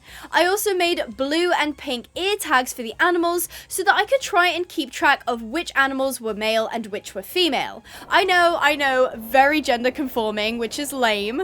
I literally spent all day trying to work through the sheep and the cows, and it was ridiculously difficult because first I had to use the test strip on them to find out their gender, then I had to tag them with the appropriate color, then I was trying to separate the cows from the sheep, but they kept bunching together, which was making my life so much harder. I am clearly not cut out to be a rancher, and I felt like if I'd built proper facilities, it wouldn't have taken me half as long to do this job. The tags on the ears were pretty cool though. That night, I finally got around to acquiring a halter for Shadow. I felt like his colour was royal blue, and what better option than the blue Morpho Butterfly halter? He looked rather strapping with it on, don't you think? Day 23, I added a little shelter on the side of Shadow's stable, wanting to make a place to store all the Timothy hay I had been harvesting. It was a really cute little shelter, and I totally filled it with bales, making me feel like we were well stocked. Later that day, I pottered about, and when I checked in on Shadow, I realised what a big mistake it was putting the hay storage there. He had his head shoved between the oak fences and was happily munching away at our reserves that were placed outside of his stable, despite having a full hay net he could have enjoyed. I went out to check on the bales, and sure enough, he had eaten a hole into the pile right where his stable bars were. What a rascal! Ever since his health recovered, he had made it a point to show me his personality, which was certainly cheeky. I sort of wanted to change his name to reflect his personality, as I didn't really think the name Shadow suited him, but I decided against it since a name change this late would end up being confusing. Unfortunately, there was nothing I could do to prevent him from helping himself to the hay, other than trying to stack it further away from the wall. Since he was clearly in high spirits, I thought it would be a good idea to take him out for a ride. I wanted to climb the sand dunes and pick up some terracotta from the mountains for crafting, and it would be good for him to do a bit of distance again. We passed the towering temple monument, making our way up the steep sandbank of the mountain, trying our best to avoid the plethora of snakes dotting the hot ground. Soon the terrain changed, and Shadow was no longer fighting against moving sand, but clopping along the burnt orange slopes of terracotta. We stopped a little ways up so I could harvest some materials, prioritizing undyed terracotta over the colored terracotta, as I could always dye it later. We pressed on, and upon reaching the peak, an incredible sight lay before us. The warm-toned hues jutted out against the sky, and the whole area was just beautiful to look at. Kangaroos populated this land, and while temperature was still hot and the air arid, this biome took on a very different feel to the sandy desert. I spotted a few notable locations, mostly single temple towers, which I headed toward to loot. Leaving Shadow outside, hitched in the shade, I descended into the temple where I found various items of value. I was still very picky though, taking only what I deemed useful. When I resurfaced, we headed towards another temple, but I was stopped dead in my tracks. A white blob stood out against the red earth, and upon further inspection, I realized this was a campsite, and in the blazing sun, a light-coated horse stood tied to a railing. Of course, I abandoned my looting plans and went straight towards the camp. I couldn't understand why someone would set up out here, as there was no water or shade in the Terracotta Mountains. When we got closer, I could see that the horse was attached to a wagon that was full of clay and terracotta. I realized this must be a quarry, as there was a big hole in the center of the camp that was still armed with TNT. There was a white tent with a bedroll and lantern inside, as well as a chest out front. On the other side of the quarry was another tent, this time much taller than the one I assumed was shelter for whoever worked here. Inside this larger tent was stacks and stacks of TNT, and while I had dealt with TNT in temples, I I had no idea the condition of these explosives, or if they had a hidden switch I might accidentally trigger. Inside the quarry was where I found evidence that the horse's owner was no longer around. Bones and a skull were strewn nearby, suggesting that the person who inhabited this camp may have had an accident with the TNT, leaving the poor beautiful workhorse tied to the hitching post for goodness knows how long. Nearby the post was a pile of hay, but if you know anything about swem horses, you'll already be aware that they don't eat regular hay, only timothy or alfalfa. This kind of hay is derived from wheat, which is used for livestock or bedding. There was also a concerning lack of water, meaning this horse was definitely dehydrated. I discovered she was a mare and her name was Amara. To me, she looked like an Akhal-Teke, sporting the very famous shiny Perlino coat. She donned a low headset and a set of dark brown tack. The equipment itself didn't look harsh, but with the combination of a heavy cart, being tied to a post, no food or water, and wearing tack for multiple days, made this a very extreme rescue case. This pretty girl was coming home with us. The first thing I did was detach the cart. This thing weighed a ton and had been restricting her movements a lot. Then I unhitched her, popping Shadow's halter over her head and took off the rest of her tack. To my surprise, she immediately walked away, standing right next to Shadow. The poor girl hadn't had any equine company in quite a while and was probably happy he was here. It was dark now, but my work was far from done. I set up a water source that both horses could use and fed her some delicious carrots. It was a good sign that she was eating and eventually drinking too. Unfortunately, the poor girl had a long journey to undertake tomorrow, and we needed to get her to the oasis. She was in bad condition, but leaving her here simply was not an option. At least now she could rest without equipment restricting her and rubbing her skin. While the horses settled down, I went to investigate the chest by the tent. Inside, I found a pretty awful item, the tendon whip.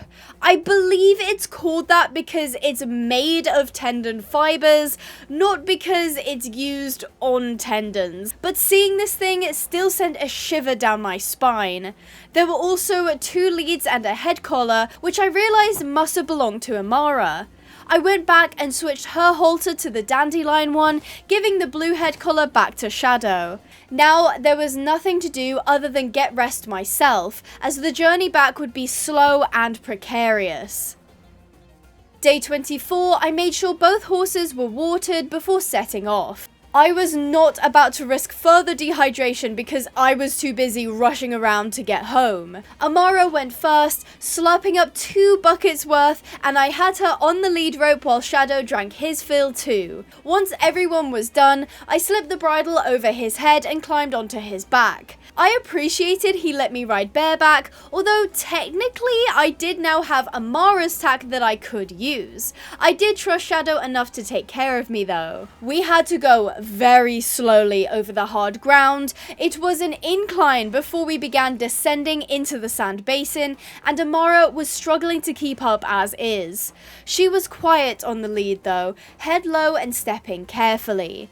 She wasn't as flashy as Shadow was, but she knew her way around the terrain and had clearly done more difficult treks in her time. I couldn't figure out how old she was, but this was not a green young horse.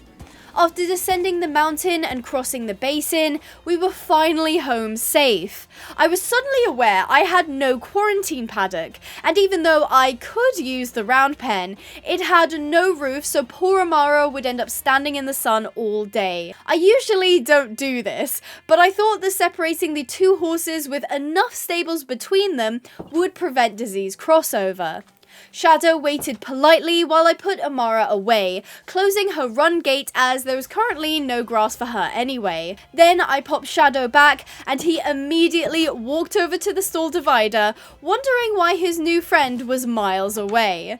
He also tried to push past me when the gate was open, but I body blocked him until I could close it. I forgot to equip Amara's stable with water troughs, so I rummaged around the chest until I found the supplies to make a load of them. Then I hopped to it, installing the shiny metal water buckets into her new home.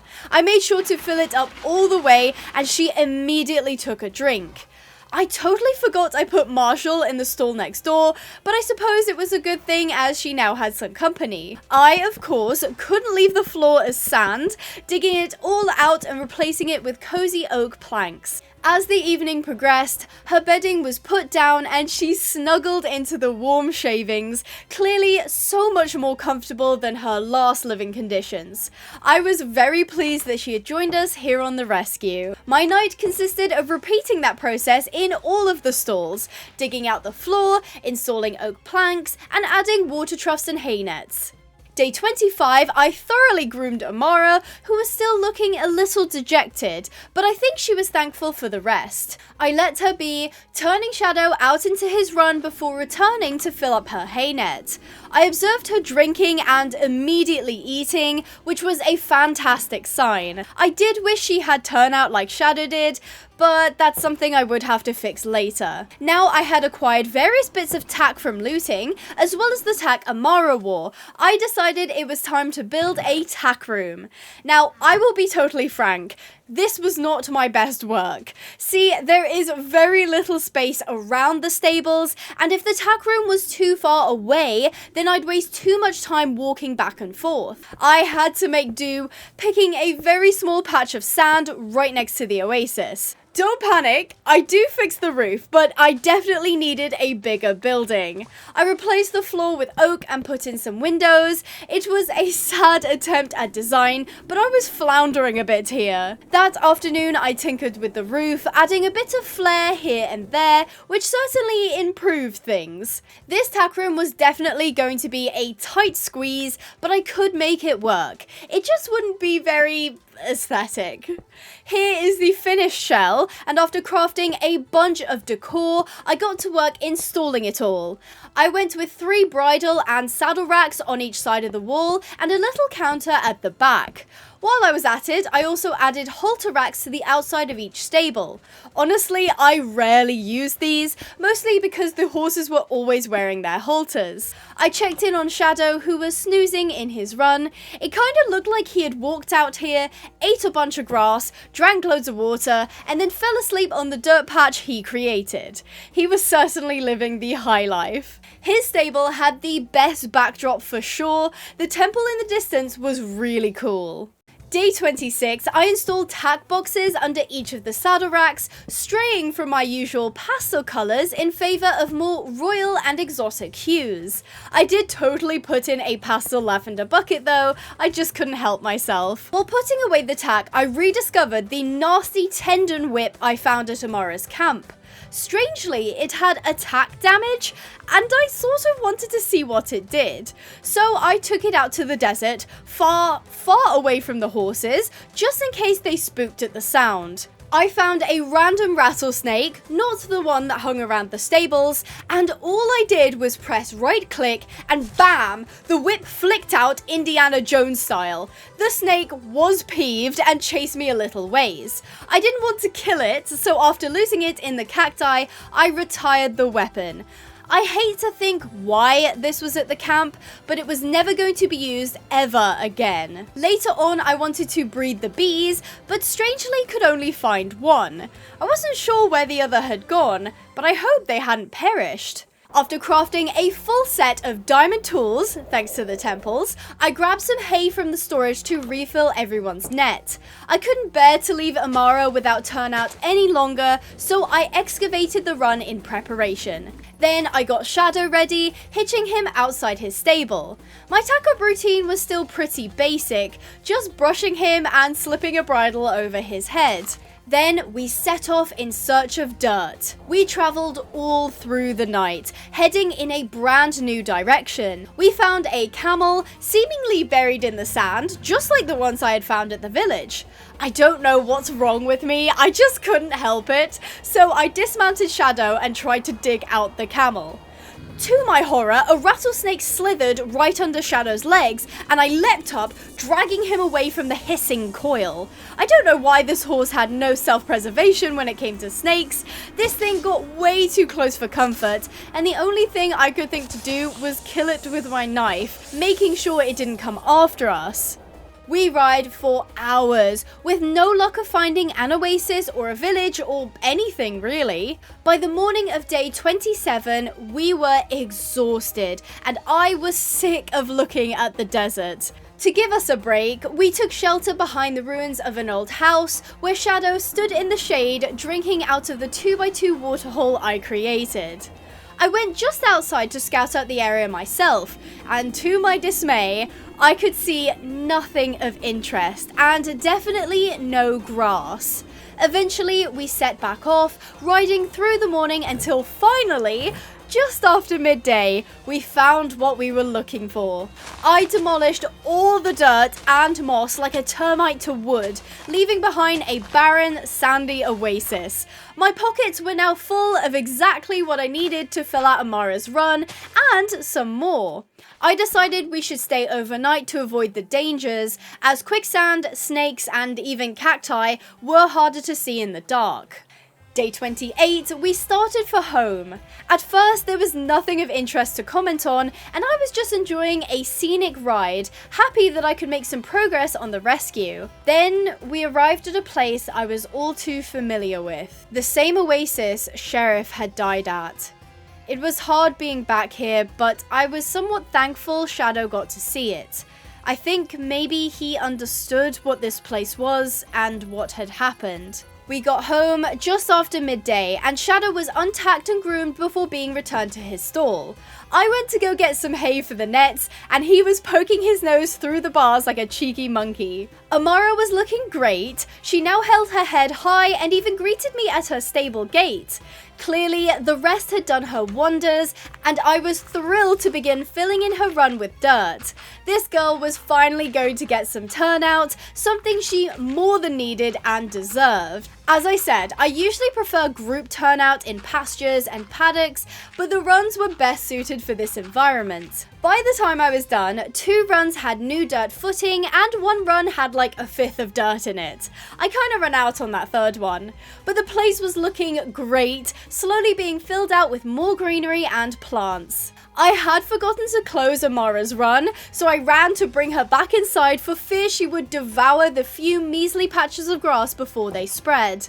Despite the fact that I'm sure she was longing to be out and grazing, she was very polite about it and went straight back inside.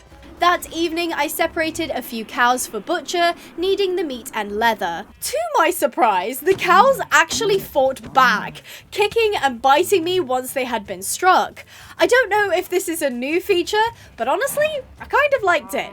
Like, heck yes, defend yourself, little bovine. Anyway, I cooked the steak and cleared some cacti so I could put down a quarantine pen.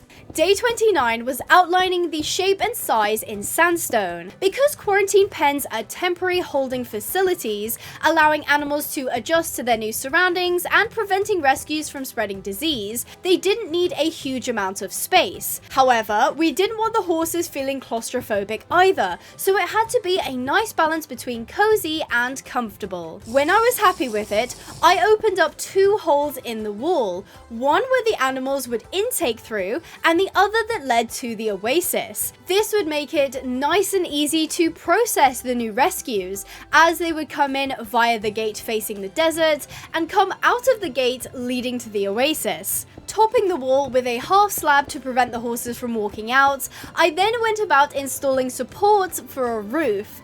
This time I was not faffing around with fancy designs and gaps in the ceiling, opting instead for total cover and shade, allowing the animal to cool down and stay out of the raging sun. I was pretty chuffed at the result, and because the pen wasn't huge, it also meant it wasn't ridiculously dark inside. Satisfied, I went about equipping the quarantine pen with gates and of course a water trough. Feeling like it needed a bit of greenery, I added a bunch of overhanging leaves to both the roof of the quarantine and the stables too. I would like to change the footing of the pen at some point, but right now it was pretty comfy despite the sand floor. Amara's run had totally grown out the grass, meaning she could finally get turned out and enjoy some grazing. She happily wandered out, a little unsure what to do at first. For all we know, maybe she's never grazed on grass before, considering how rare it is. To really add some pizzazz, I used bone meal to grow long grass and some flowers. This meant she would have extra sustenance to enjoy, as well as helping to extend the life of the grass floor. Eventually, Amara relaxed and began munching on the long green stalks. That evening, I began work on a new animal pen. Day 30, it was mostly done. The design was freehand, which I'm sure you can tell. It had 3 pens, and I thought I could keep all the sheep together, but separate the bulls and the female cows. It took me a while to wrangle all the animals. I was tempted to have Shadow help me, but sometimes the swem horses actually made it worse, because the animals will run from them, causing large groups to scatter in multiple directions. It was probably better I just try and lead them in myself. I added a nice big pile of hay, then bred the livestock. I felt like I couldn't just leave the animals out in the sun to face the elements, so I got around to installing a low roof shelter so that they could take cover if they wished. Day 31, I installed water troughs in the pens, making sure everyone had access to water. I did my chores, including laying down a fresh bed of shavings in the stalls and planting watermelon seeds in the farm. Watermelons grew a bit weirdly, as they created a whole melon block right next to the stalk, so this setup wasn't exactly optimal. Amara had been taking the last few days to rest and recover, and was now in great shape. I decided I would work with her a little bit, just to get a sense of her personality and abilities now that she was healthy again. I brought her to the round pen, brushing her thoroughly before we began. Unfortunately, I didn't have any custom tack for her. All we had was the tack she was wearing when she was rescued. To be fair though, it did fit her pretty well. She let me get her tacked up with no fear or nervousness, which was something I was concerned about. Sometimes rescues have bad associations with the gear, but it seems like Amara was pretty impartial to it.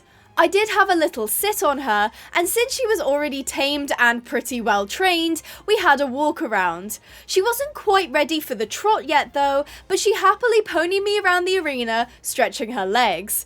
As I suspected, she was not fresh or excitable, but rather level-headed and reliable, which was a lovely set of traits to have. With this in mind, I decided to take her for a potter around behind the stables.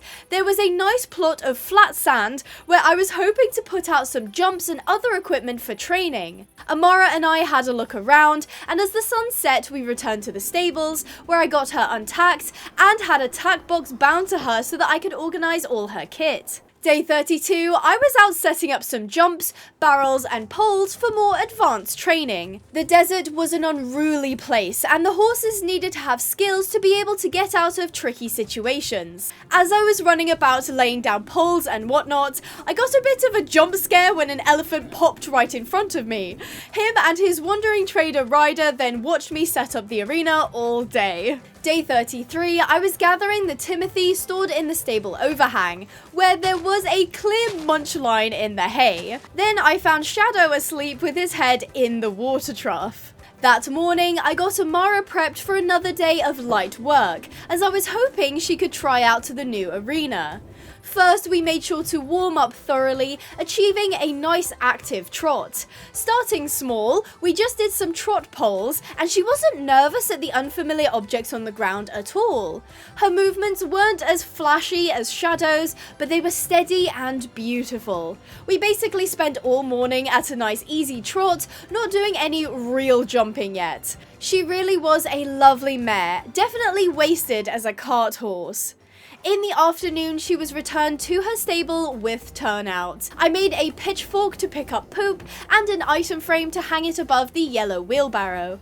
Then I went about cleaning all of the stables and runs, glad I only had 2 horses for now. The Oasis was really coming together. I felt like we had pretty much nailed all the horse facilities, which was exciting, as now I could bring back any and all rescues we found without fear of not having room or the proper setup. I was really happy the horses had access to grass turnout, and so far it had been very manageable to keep green. Plus, I was enjoying doing my decorating. It was certainly a stark contrast to the maximalist, highly plant-focused build of my 100 days in a fantasy video, but I think it fit the desert theme well. The Oasis itself had sprung back to life with a little help, and now was even more lush than when I had found it. I still lacked a house though, but most of the time I just built or crafted through the night anyway. I did have to get round to that soon though. The livestock were a little far from the Oasis, and the pen was looking barren and lifeless, but it served its purpose, and I could always add more greenery a little later on. Overall, the whole place was even better than I could have hoped, and while the design had challenged me to try a different style, I think it did work out. Day 34, after a successful carrot harvest, Shadow and I got suited and booted to go look for more dirt. I really did want all the stables to have grass runs, so this was an unavoidable trip. While on our journey, Shadow did get pricked a few times, which I felt really bad about, and we got to watch desert nature in action. A lizard chased a tiny bird, clearly trying to catch it for a meal. While the bird was quick, it got caught on the sand block, and the lizard made quick work. While crossing the kangaroo-riddled terracotta mountains, I spotted an oasis. We made quick work of crossing the desert and getting set up for the rest of the day. I left Shadow halted by the water, my diamond shovel eating up all the dirt and moss. I didn't bother collecting grass, as I had quite a few blocks at home to propagate with. Day 35, we set off for home, but quickly ran into some wild horses at the base of the mountains. There were only 2, a dapple grey Akhal-Teke and a liver chestnut Arabian. They were in pretty bad shape with low headsets, and I couldn't figure out what they were doing out here. There was no village nearby, no camp, or even oasis that they might have wandered from. Most likely, these were wild horses or escapees, and they were not doing well. With no access to water and barely any food, these guys wouldn't make it another week at best. When I dismounted to try and catch them, the dapple grey took one look at me and walked away, prompting the liver chestnut to walk over and size me up. That was clearly the leader of the 2, and when I approached, they tried to cut my line of sight to the grey. I caught the liver chestnut first, and I had a feeling they would have put up more of a fight if they had it in them. The grey was easy to catch after that. I thought better of myself, releasing the 2 horses and putting down a water source instead. That was my mistake. I should have offered them a drink before forcing a lead on them. The grey stood behind the liver chestnut, clearly unsure what to do. I think they wanted to drink, but didn't trust me enough to go near it. The leader checked it out first, still not entirely convinced that it was safe. I tried to give them some space and stood over by Shadow, who stared straight at the strange new horses. He was a lovely boy, but probably wasn't my first choice to lead rescues, as he was a bit weirded out by the unfamiliar faces. Once Amara was strong enough, I'd probably switch to her as my rescue mount. She was very even-tempered, lacking Shadow's fire and mischief.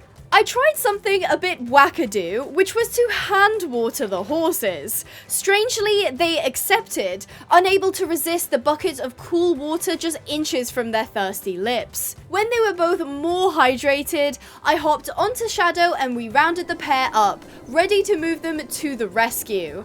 We had a long journey home, and this was the furthest we had been with new horses. Keeping the pace slow, Shadow obliged by keeping an active walk. The wild horses were utterly defeated, walking behind quietly, unable to put up any sort of fight. I kept a close eye on them as the terrain would get tough, and I wasn't sure either of them had their wits about them. We carefully avoided a black and red snake that slithered a little too close for comfort, making our way into the terracotta hills. The sand desert was full of cacti that the horses would surely get injured on, so I thought the barren hills would be safer for us all. How wrong I was. I was so preoccupied with a couple of rattlesnakes, trying my best to guide the horses away from the venomous creatures, that by the time I spotted it, it was already too late. Sunbathing on the side of the incline was a rich, sand-colored cougar.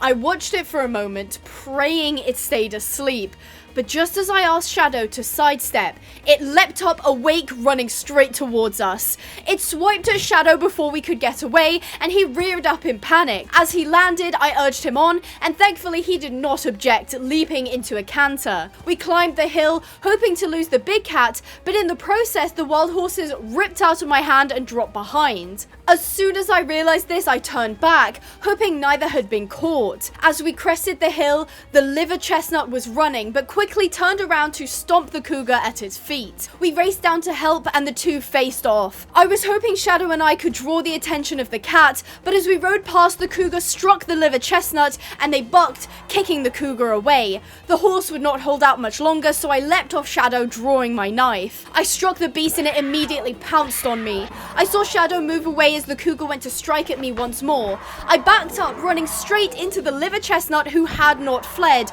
and I leant against them, slashing the cougar. I had severely wounded it and it began to run. I had to finish the job though, as if it recovered then they would surely be back for vengeance. Finally, the beast fell. The liver chestnut walked up to me, checking the big cat was gone.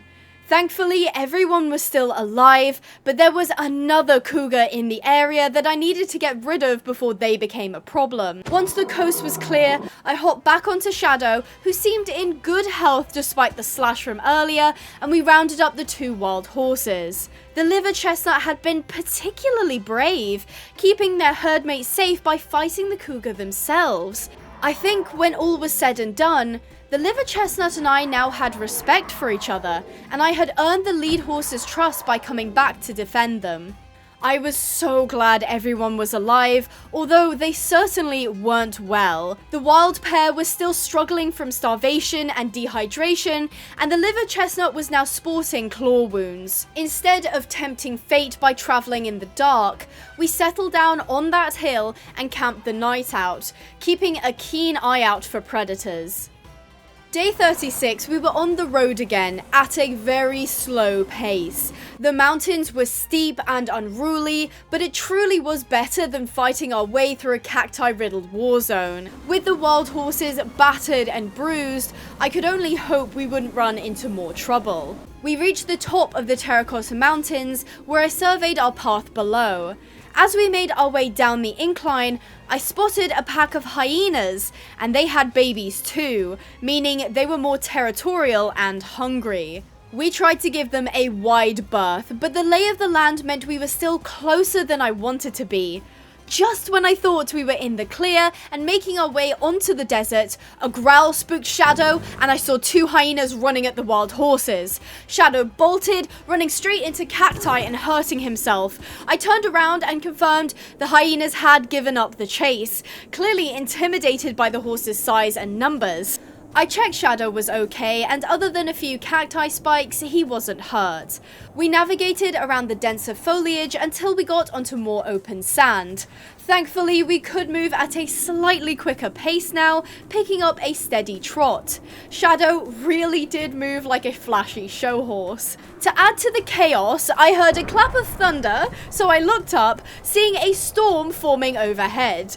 The liver chestnut had lifted their head after the spook of the hyenas, and now thunder, watching their surroundings for danger. To my relief, we could now see the oasis in all of its lush green glory, so it wouldn't be much longer now. As one last slap in the face, as we descended into the sand basin where our oasis was located, the storm above was kicking up sand and dust, making it incredibly hard to see. We pushed on, our goal in sight now, and I was thankful that Shadow wasn't spooking at the constant thunder.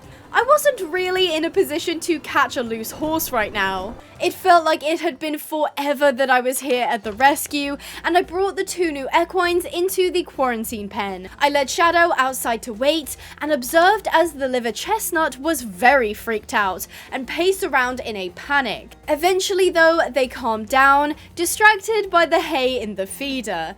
The dapple grey had already stuck their entire head into the hay, not as bothered with their unfamiliar surroundings. The liver chestnut watched me for a moment, as if trying to decide if they still trust me or not. Soon they turned away and the pair huddled together for comfort, and I took that as my sign to leave them be. Shadow was returned to his stable where he could get some well-deserved rest. Unfortunately, because of the storm, I kept the run gates closed so he couldn't go out and graze, but he had plenty of water and food to enjoy until the weather got better. All things considered, he had done really well on our impromptu rescue mission and didn't dump me when things got scary. I was very proud of him. Amara was all good in her stable, and I gave her a thorough brushing before heading into the runs to clean them up and start replacing more sand with dirt. I was sure I had enough to finish all of the runs tonight, which was a big relief, as now we had 2 new horses to care for at the rescue. That took all night, bringing us to day 37. All the footing in the runs was now dirt, and slowly the grass was growing in too. The storm had passed as well, so Shadow and Amara had access to grazing today, and the 2 wild horses were settling into the quarantine pen.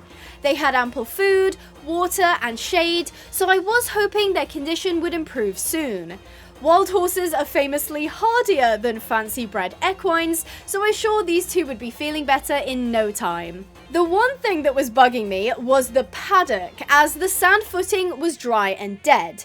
So, using a plethora of moss that I had been hoarding, I got to work digging it all out and replacing it with a carpet of soft, squishy green moss. Tiny blue mushrooms grew on some of the blocks, which was kind of cool, adding a hint of bioluminescence. To finish everything off, I dug out a small pond where the equines could drink and bathe if they wanted to escape the dry heat.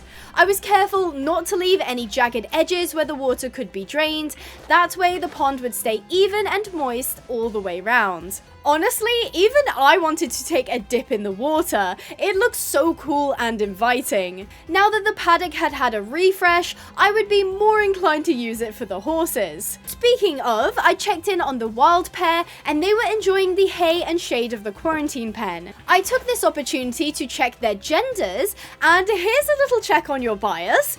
Who honestly assumed that the liver chestnut was the lead stallion? I'll be honest, I totally did. Their bravery reminded me of Spirit, Stallion of the Cimarron, but no, the liver chestnut is actually a mare, making her the lead mare.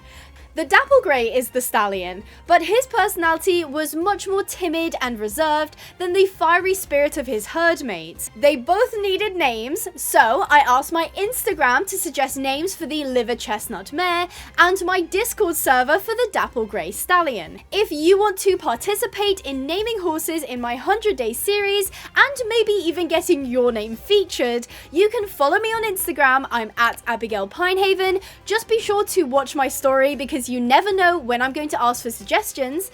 And you can join our Discord server, link is in the description, or type in discord.gg/Pinehaven into your browser. You must be 13 plus to have a Discord account, and our server is a family-friendly place to talk about all things horsey. Just make sure you pick up the ping pong role, as that's how you get notified of the naming opportunities and other chat prompts. On my Instagram, the name Sahara was suggested a couple of times by these lovely people, and I think it was a fitting name for the mare. For the dapple grey, the name Merrick was suggested by Mousy Baby in the Discord, and I felt like it sounded beautiful.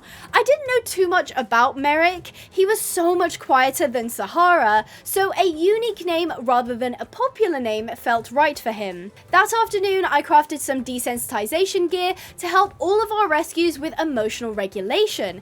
Plus, it's a good challenge to be faced with something that sounds and feels unfamiliar. Day 38, Shadow was my first test subject, and I led him into the round pen to try out the new pom-pom. He absolutely hated it, bucking and rearing in confusion. The object was loud and flappy, two things that are a horse's kryptonite. Eventually, after a few waves, he did calm down, the weird item no longer bothering him. Of course, that's not how real desensitization works, as this is just flooding the horse's system until they shut down. Realistically, you would introduce the weird item to them, taking away the source of unease frequently so that they could emotionally regulate, and of course rewarding them when they calm themselves down or became curious, which is more of what I did with Amara. I went to see if the wild horses would let me brush them, but Merrick, the mellower of the two, reared up and almost hit his head on the ceiling. So, can confirm, wild horses do not want to be brushed. I would have to tame them before I could do any sort of bonding. I decided it was time to actually do my house. I had put in a rough outline and even built up a few walls before deciding I hated it and not bothering to continue. The best thing to do here was to tear it down and restart, this time picking a tutorial by Lex the Builder. As usual, I wasn't copying the entire build block for block, but I thought the house was big enough for everything I needed/wanted. Once the slate was clean, I took a quick pause to catch Sahara, who had managed to climb out of the quarantine pen using the haystack in the corner, then caught Merrick, who was in the process of doing the same. I told you, wild horses were hardy and intelligent. Then I was back to it, counting and marking out the shape of the house. I did miscount somewhere along this process, so my house came out a little lopsided, but that's okay, it's got charm. Then I built the skeleton, filling in the floor and the ceiling next. By day 39, this is what it looked like. I have to be honest, this turned out to be the biggest house I've ever built. Usually I keep them pretty small because the focus is on the horse facilities, and I never really spend much time indoors anyway. I guess I just bit off more than I could chew this time. Later that day, Shadow was in the round pen doing some training, and then I was on Amara doing some light jumping. She was a very capable horse, certainly a well-tempered all-rounder. She did refuse some of the bigger jumps, but I had set up pretty badly on the striding, so that was actually my fault. Midway through our session, the weather turned and looked like a tornado was going to touch down, so we cut the training short and brought everyone inside, shutting off access to the runs. I checked in on Sahara and Merrick, who were huddled together by the feeder. I did feel particularly concerned about them, as wild horses would run from storms until they were in better weather, but now I was forcing them to stay put as the dust whipped up around them, going against their natural instincts. I watched as the tornado reached down to landfall behind the stables. I stepped out for a moment to get a better look, only to be pulled towards the funnel by the gale force winds. I decided to take shelter in Shadow's stable, as it was the biggest one, and my house was far from safe. I couldn't help myself. I tied Shadow to the wall in hopes that would stop him from blowing away. I was very nervous, okay? The sun set, plunging us into darkness until it was impossible to see, and all we could do was listen as the winds ripped through the oasis. I hoped that this storm wouldn't be as destructive as the first one, and while I couldn't actually see where the tornado was, I was pretty sure it was passing behind the stables and going towards the temple. For a long time, it sounded like the world was being torn apart around us, and I was terrified for the wild horses. Eventually though, the winds calmed slightly, and I knew the worst of the storm had moved away from us. Shadow settled down to sleep once the howling stopped being quite so loud, and I went out to check on Sahara and Merrick, who had done surprisingly well, already curled up asleep in the sand. I took that as my cue to get back to work on the house. Thankfully, the storm didn't pass directly through the oasis. I will say, this was the last time I saw the rattlesnake though, which did make me a little sad.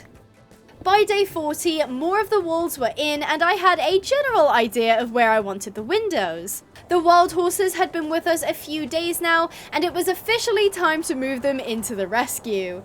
As they were unhandled, sticking them in separate stalls was a recipe for disaster, so I thought that a transitional period in the paddock would be beneficial for them. Thankfully, they let me catch them and lead them towards the new paddock. They were certainly more curious, looking around the oasis at all the trees and buildings, probably never having seen anything quite like it. I watched them for a while as they settled into the paddock. This was a much bigger space than they had been confined to during quarantine. Thankfully, the two were pretty calm, no running around in a panic. I left them to scout out their new paddock, while I made the executive decision to chop down the Joshua trees in the oasis. While they were native, I think they were looking a little scraggly compared to the lush birch trees. I also harvested more wood from my orchard to make barrels, which I dotted around the high traffic areas. That way I could at least begin making a dent in my organizing. That evening, I hand-placed a large birch tree inspired by the big oak trees in the game. Day 41, I crafted a bunch of tack for the horses, mainly a full set of halters, blue morpho tack, and dandelion tack. The blue morpho was for Shadow, and the dandelion was for Amara, of course. I fitted the new kit into the tack room, making sure to keep everything neat and tidy. Then I popped the new halters onto the racks outside of the stables. I went about the rest of the day doing my chores, filling up water, brushing horses, and checking in on the wild pair. That evening, I got back to work on the house, thanks to the calmer weather. This time, I worked on installing the second floor, and by day 42, the shell had largely been completed. It didn't look exactly like the one in the video, but I still liked the direction we were going in. Day 43, I moved Sheriff's Grave a little closer to the house and installed a cool looking fire pit.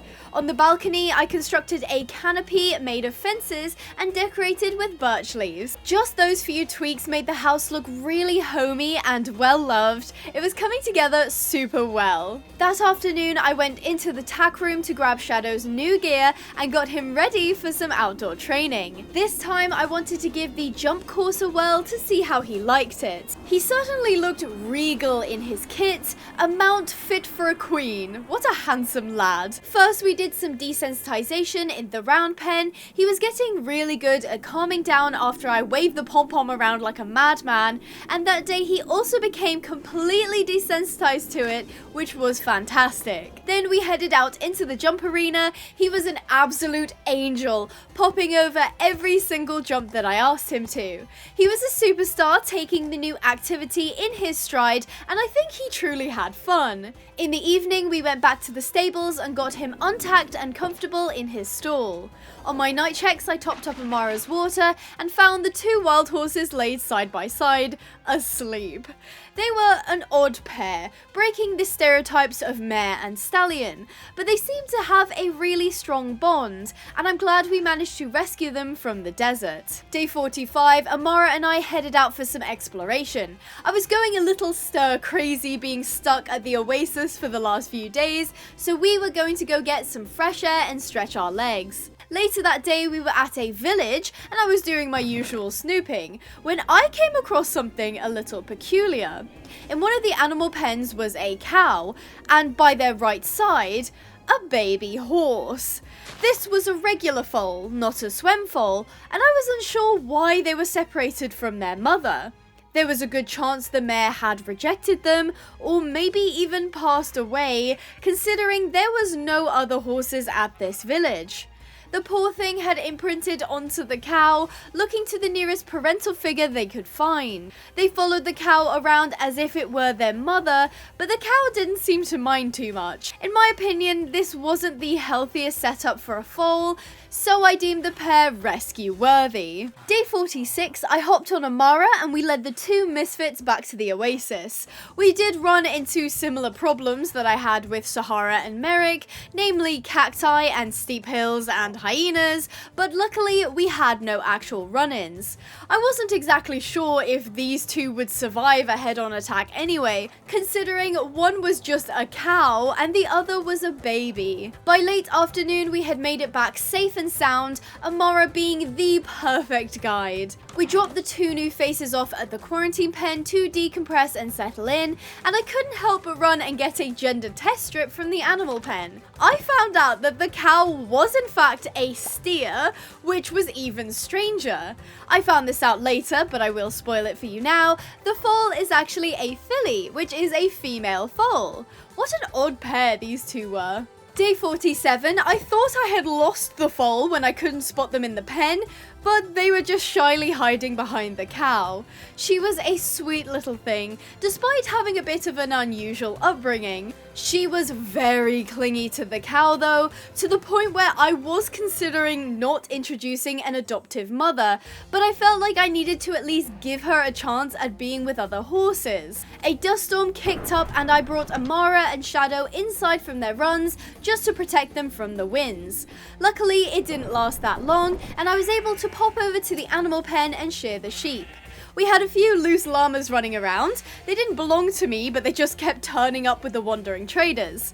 Sahara wasn't thrilled to have to share a space with a llama. That evening, I worked really hard on laying down paths, just for the aesthetics. Day 48, the place was looking pretty spiffy, and I headed over to the quarantine pen, pulling the cow and filly into the round pen. Then I grabbed Amara, joining the pair. I was going to introduce the filly to her, in hopes she would imprint on Amara instead of the cow. At first, the foal had no interest in her, despite having met her on the rescue. Then, in a sweet yet heartbreaking gesture, the cow tried to push the filly towards Amara. I don't think it was because the cow didn't love the filly, but the animal knew she would be better off with someone of her own species. It did not work though, the baby still running to the bowl for comfort. In an attempt to ease her into the idea in a less stressful way, I decided to turn all three animals out into the quarantine pen in hopes that the filly would become more familiar with Amara. Letting them settle down, I decided it was time to tame the wild horses. I had considered keeping them wild, but it would make things incredibly difficult if they got caught up in a storm, or bitten by a snake, or any of the long list of dangers in the desert. I needed all my rescues to be somewhat handleable and trusting of me, as that could be the difference between life and death. Merrick was first up since he was the more mellow of the two. Turns out, he had a bit of a kick to him when it came to backing, and he managed to catch me with his back hoof just after he threw me off. Luckily, I was still being healed by the nearby campfire, so 'twas but a scratch. Soon, the handsome lad accepted me and walked over to the round pen fencing to stare longingly across the oasis in Sahara's direction. I gave him a quick brush to clean him and get our bond a little bit higher before putting him back in the paddock. Next was Sahara's turn, and just as I had suspected, she was a clever fox. She kept walking over to one of the corners of the round pen, and I assumed she was after the hay in the shed. When I hopped onto her back for the first time, she spun around, facing the middle of the arena. At first, she was quiet, unmoving, almost peaceful. Then suddenly, boom, she threw me off. I was then stuck between her back end and the railing, where she was able to land a pretty nasty kick. Now, I really should have led her to the middle of the arena to continue, but I was stubborn and continued as planned. The second time she bucked me off was a little further from the railing, so I was able to jump out of the way as she reared up. The third time, however, she tried her trick again, but joke's on her, I landed on top of the railing, where I was able to safely move away from the strike of her front hooves. I thought I had outsmarted her now, hopping straight back up. She did not wait this time, immediately chucking me onto the railing and bucking, kicking kicking me in the shins, knocking me off the other side. I think I've met my match here. The mare reminded me so much of Spirit, it was actually crazy. I re-entered the arena a little embarrassed, but not about to give up yet. I climbed onto her back, totally prepared to get another face full of hoof, but this time, she conceded and was tamed. Sahara was certainly a force to be reckoned with, and for that, I respected her.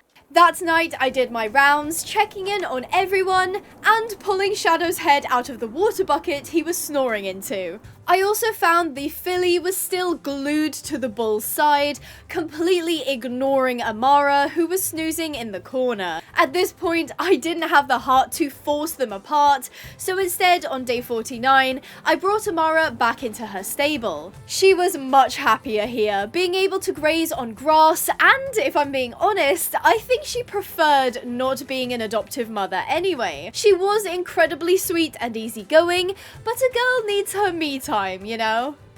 I took care of all the rescues, and Sahara even came right up to me to let me brush her, which was out of the ordinary, but I was pleased nonetheless. I thought it would be nice for her and Merrick to wear halters, but that didn't exactly go to plan.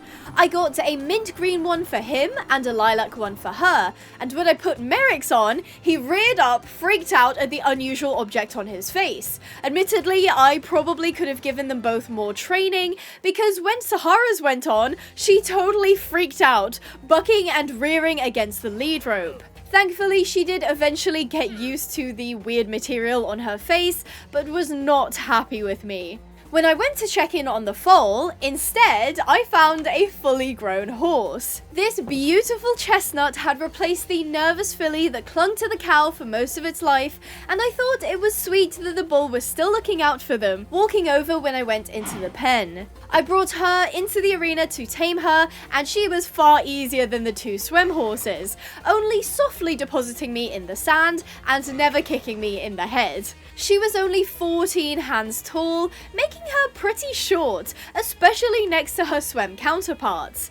I didn't love the idea of turning her out with the big horses, so for now she could stay with the bull in the quarantine pen until I got around to building a special paddock just for the two of them. Day 50 started with my usual chores, making sure everyone was watered, fed, and brushed. Shadow even gave me a morning cuddle. Sahara was far less interested in me, turning her hind end to me in distaste. She did come around when I offered up carrots though. Then I pillared into the sky so I could scope out where to put the new paddock for the chestnut and cow. I'd pretty much taken up all the space immediately around the oasis, which wasn't ideal, and I could definitely have moved the farm further back to make more room, but that was way too much work. With limited options available, I opted to try for the area of land near the house, as other spots either had no space or felt too isolated. Day 51, I smoothed out the sand for building, and then outlined what I thought would be the new paddock.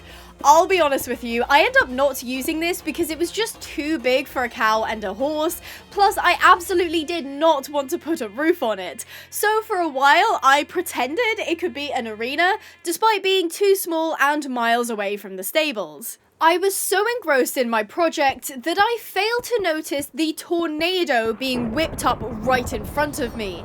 Thunder was what alerted me to the danger, but by then, the storm was upon us. I had no time. The funnel was already spinning around the desert, and I prioritized sprinting to the stables to bring Shadow and Amara inside from their runs. My head was working at 1,000,000 miles an hour, trying to think of everything I needed to get done before the storm hit, and I was quickly running out of time. Suddenly, remembering all the livestock, I realized they were going to get hit by the tornado first, and I rushed back over, only to see I was too late. The winds were so strong now, pulling me towards the storm, making all the animals press up against the fencing. I didn't have enough leads to grab them all, and even Marshall the camel was stuck. I realized Sahara and Merrick weren't secure either, and I made the heartbreaking decision to leave the livestock to the storm, fighting the gale force winds to get me to the paddock. I quickly rounded up the two horses, with no choice but to tie them to the paddock wall and hope that the storm changed direction. I turned around to see a nightmare situation. Marshall and the 2 llamas that were tied to the animal pen were airborne. Suddenly, all the cattle were airborne, flung into the sky by the tornado. All I could do was watch helplessly as every single livestock I owned was lifted into the air and out of sight, likely pulled high up before suddenly plummeting to their doom. I took a chance, running from the paddock to the quarantine pen to secure the chestnut and cow. This storm was the biggest one I had ever seen, and it was headed on a direct path towards us. Once they were tied down, I fought my way to the stables, barely moving against the wind. I secured Shadow and Amara before the storm came too close, and I was trapped inside Amara's stall. Now I had to watch as the hurricane crept closer and closer. It hit the stables, whipping around branches and sand. Then, for a moment, things were still. This was the eye of the storm, and around us were the walls of the tornado. Curiosity got the better of me, and I opened the stall gate just to peek my head out.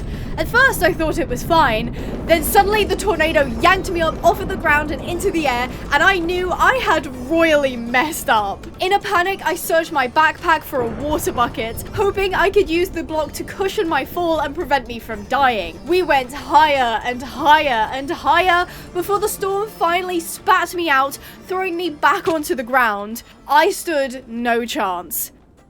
To my horror, I respawned in an unfamiliar tent. I quickly realized the last bed I had slept in was at the oasis I was excavating before finding Sahara and Merrick all the way back on day 35. All I could do was buckle up with nothing to my name and trek home, hoping all the horses had made it through the storm. Getting home was easier said than done. As night fell, I froze, and soon I was starving and thirsty. I used the barren land around me as best as I could, collecting plants to try and keep myself alive. But eventually, on day 52, I saw the lights of home. I quickly located my grave and collected my stuff, then went to assess the damage. The cow and chestnut were the first ones I saw, and they were both okay. I noticed the trees were still there, but many of the leaves were mangled and ripped up, which I suppose was to be expected. At least it hadn't taken all the plants like last time. I just hope the bees were okay too. Thankfully, Shadow and Amara were fine, and I untied them so they could walk around.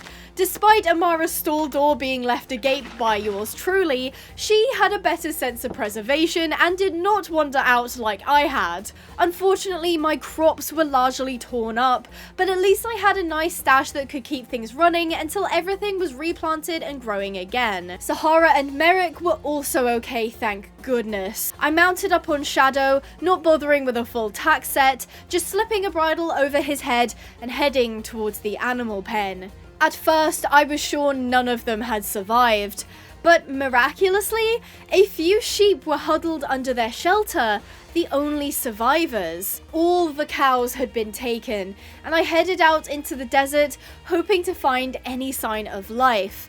If the cow's fall was anything like mine, this was going to be futile. I soon found my answer.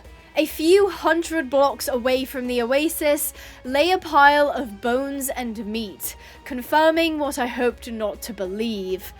That was it. All my cows were now dead, their bones feeding the desert animals. Life out here was cruel and harsh, but I did learn something crucial in this storm. The fact that the few sheep had survived told me that the only thing that could protect you from the storm was indeed a roof over your head. Not even being tied down could save you, and I stared at the hitching ring that Marshall had been tied to.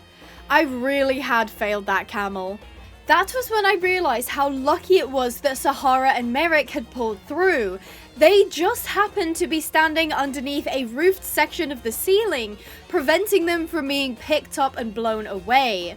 Unfortunately, that did mean this paddock was almost unusable because of how little shelter it provided. Day 53, I got on with building the paddock for the cow and chestnut horse. I decided they definitely needed names, and the name Chelsea had been suggested before, so I thought it would be a nice name. I wasn't very creative for the cow's name though, settling on Moobert. Day 54, Chelsea and Moobert moved into their new pen. It was a little far from everything else, but it was quiet, shaded, and even came with its own pool/pond. The two seemed to settle in quickly, never having to worry about working a day in their lives ever again. Day 55, I repaired and replanted at the farm, then got to work with the horses. I wanted to introduce Sahara and Merrick to stalling, as the paddock was no longer a viable option. The best thing to do was try and tempt them into the stable of their own free will, giving them clear line of sight to the juicy grass. As usual, this didn't go to plan, as when I unleashed them, they both wander off in different directions. Merrick beelines for the oasis, and Sahara is particularly cheeky by going around the side of the stable to graze through the fencing. Of course, this was not the intended path for either of them, so I grabbed Sahara first, pulling her just inside the stable gate. She could back out if she wanted to, but by now she had gotten her first taste of grass in a long time and wasn't going to let anything get in her way. Despite the unfamiliar surroundings of the stall, she helped herself to grazing and water from inside the trough. I could see Shadow staring at her from all the way down the stables, and I realized this was probably the first time he had seen Sahara himself. I left the gate to her stall open just in case she had a strong change of mind and ended up bolting. I went to grab Merrick, who was standing under the shade of a birch tree, and as I walked past the stables, I was sure that Sahara was having no issue being in the stall. Unfortunately, the only available stall was between Shadow and Amara, 2 stables away from Sahara. The pair had yet to be separated, so I wasn't sure how they deal with being apart. Merrick needed some more coaxing than Sahara did, as he wasn't as confident stepping inside the stable. He did even turn to leave at one point, but I was patient and waited for him to feel a little more comfortable before tugging him further past the gate. I unleashed him, leaving the gate open in case he panicked, and at first he seemed a little nervous, spinning around looking for Sahara. It didn't take long for him to notice the grass though, and once he put his head down to graze, I knew he'd be okay. Amara poked her head over the divider, saying hello to her new neighbor. I checked in on both new horses, and I am happy to report that they were settling in really well. This meant they could be brought inside in the event of a storm, which certainly eased my mind. The rest of the day consisted of poo picking the runs, topping up waters, and making sure the hay nets were full. Day 56, all the horses were groomed in the morning, with everyone out in their runs grazing. I officially name tagged Moobert and Chelsea, then started creating a workshop area outside my house. I used barrels as storage, labeling each with an item frame and block. Then was my least favorite task of all, moving the items from the dump chests into the correct storage barrel. I should have sorted this way before day 56, but I was avoiding it because it's just so boring. Day 57 was a little more interesting as I crafted a variety of decorational and functional items for the workshop. Now I had a workbench, crafting table, furnace, barrels of coal, raw iron, and a pallet of iron ingots. No workshop is complete without an anvil, and voila! The boring overhang had been transformed into a super cool functional workspace. The oasis was looking super green thanks to all the leaves I'd been placing down, and I really loved how everything matched the build aesthetic as well as the backdrop of the desert. It may not be my most cottagecore or colourful, but it's not too shabby considering the conditions. It was finally time for Amara and I to head out once again, looking to replace our livestock. I couldn't go much longer without the supply of meat, bones, and leather, so before we reached critical conditions, I wanted to secure cows again. Amara adorned her gorgeous dandelion set after being groomed, and we departed. That night, we hunkered down at a village we had visited before, one that sadly had no animals. Day 58, we hit a particularly lush area of the desert, which was chock full of small plants and ferns, and most worryingly, cacti. We had to slow our pace through this section as I was constantly bumping into cacti, pricking Amara. Eventually, we crossed a river and climbed a dune where we found another village, which did thankfully have some animal pens. I got to work gendering and then tagging them all, mostly because it would be good to know before we left if I had at least one bull and one heifer. Luckily, there were 2 females and 1 male, meaning I could breed more at home to plump up the numbers, as there were currently only 3 cows here. I did have a bit of a snoop around the village for anything of interest, and I found a really cool looking lizard. I figured, when in the desert, might as well have a cool looking pet lizard. I'm actually pretty scared of lizards in real life, but this guy seemed nice. I brought him back to where Amara was waiting, then rounded up the 3 cows, setting off in the evening. The trip back was a complete nightmare. Not only did we have to have surgical precision when avoiding cacti, because the cows kept pushing each other into them, we had to take the long way around, avoiding quicksand and snakes, our maximum speed being capped at a trot. Amara was a saint, but even the best behaved horses have bad moments. Through no fault of her own, she spooked, kicking out behind her, striking all the cows and the lizard. The cows had robust health, but unfortunately the lizard did not, perishing after the blow. That made me very sad. I'm sorry, Mr. Lizard. I had no choice but to continue onwards, doing our best to keep the pace steady and slow. Day 59, the cows were doing my head in, constantly butting each other into harm's way. The sun was beating down on us, and Amara was doing her best, but I think the heat was getting to her too. Thankfully, we got back by midday, and I was so relieved the journey was over. Listen, I've cut most of it for your sake, but I need you to know that was the most headache-inducing trip I've ever been on. The cows were deposited into the animal pen, and I ran to get something at the house. When I turned around, I caught Amara climbing all over the haystack, and she sheepishly climbed down when she saw me looking. I wanted to have a bit of fun to blow off steam after that awful journey, so I used gates to close off the animal pen and hopped on Amara, ready to do some herding. Suddenly, the cows were on their best behavior and ran straight into the pen together. Great, so I didn't even get to do some cool cattle wrangling. Where was this compliance when I was hauling their dopey butts across the desert? Anyway, I got some wheat and bred the black bull and chestnut heifer, who produced the most adorable little calf. I quickly gendered and tagged them, confirming they were a boy. This time, instead of separating the cows by gender, I was going to separate them by use. These cows were going to be kept for breeding and milk, and any of their calves would be moved next door as meat livestock. You may have noticed the animal pens were now fitted with white gates in the middle. This was so that when the storms hit, I could lock the animals inside the shelter, preventing them from blowing away. I wanted to test how well a swem horse could herd cows into the shed in an emergency, just in case we ever had a repeat of the storm that took all my cows. Suddenly, none of the livestock were feeling like playing ball, scattering around rather than running into the shelter. These guys were driving Amara and I nuts. So I dismounted and caught all 4 by hand, leading them inside and closing the gate securely behind me. Returning to the stables, Amara was put back into her stall, all brushed and clean. The rest of the horses were brought inside because the weather was looking a little dicey, and spending the night indoors was the safer option. Day 60, I did my usual routine chores, and then found Amara and Sahara were hanging out over the stable divider.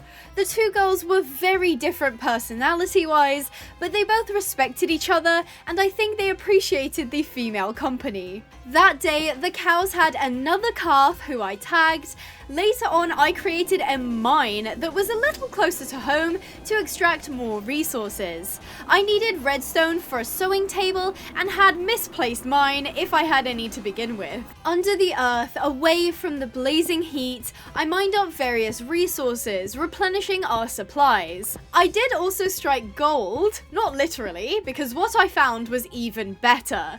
I stumbled upon a pocket of dirt down in the stone, and I was absolutely over the moon. I don't know why I hadn't thought to look for dirt underground, but now I had loads, so I could probably splash out on more projects. I did of course find redstone too. Day 61, I re-emerged and the sky was still looking a bit dodgy. I did want to turn the horses out, I just didn't want to risk it after the last storm. So instead I made sure everyone was brushed and had ample hay in their nets. Sahara did manage to escape when I opened her gate to go in. She was a quick one, but I brought her back inside to her dismay. I made a sewing table and had a look through it, realizing it was a bit pointless, as to get cooling threads to combat the heat and sun, I needed to get a plant that only grew in snowy conditions. That was a bit rubbish. I had noticed that the sheep weren't growing back their coats very well, so with my newfound dirt,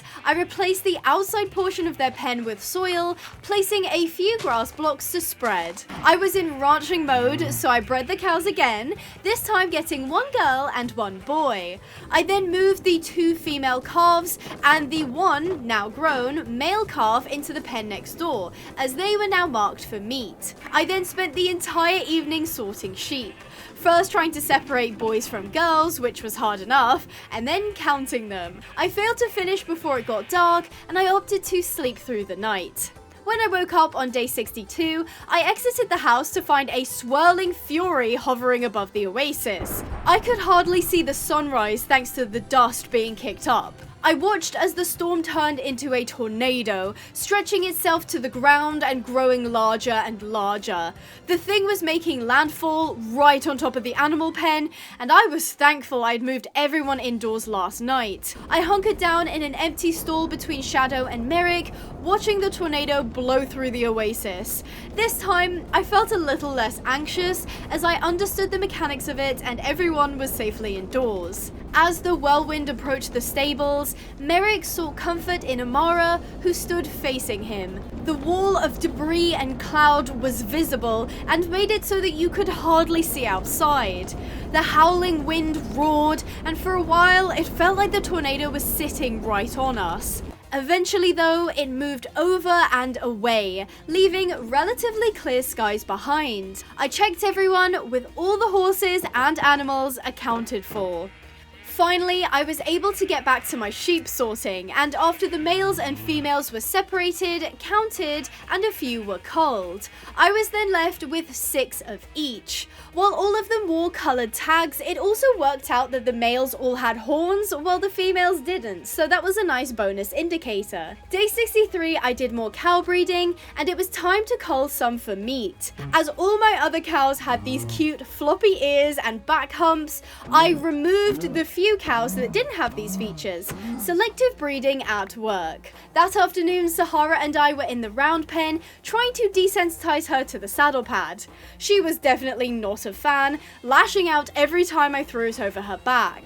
She was a smart cookie though, and if we kept practicing with positive reinforcement, then I was sure she would make great progress with it. Day 64, I watched as the horses enjoyed some outdoor grazing together, but I did wish they had a usable paddock that they could all be turned out in. Sahara and I worked more with the saddle pad, and after a while we got to the point where I could leave the pad on for a few moments without her being overwhelmed. I also decorated that day, taking the little room by the front door and turning it into a lush greenhouse of sorts. I wanted the house to feel very lively and welcoming when you first walked in, and nothing says peace and abundance quite like a bunch of plants in a desert house.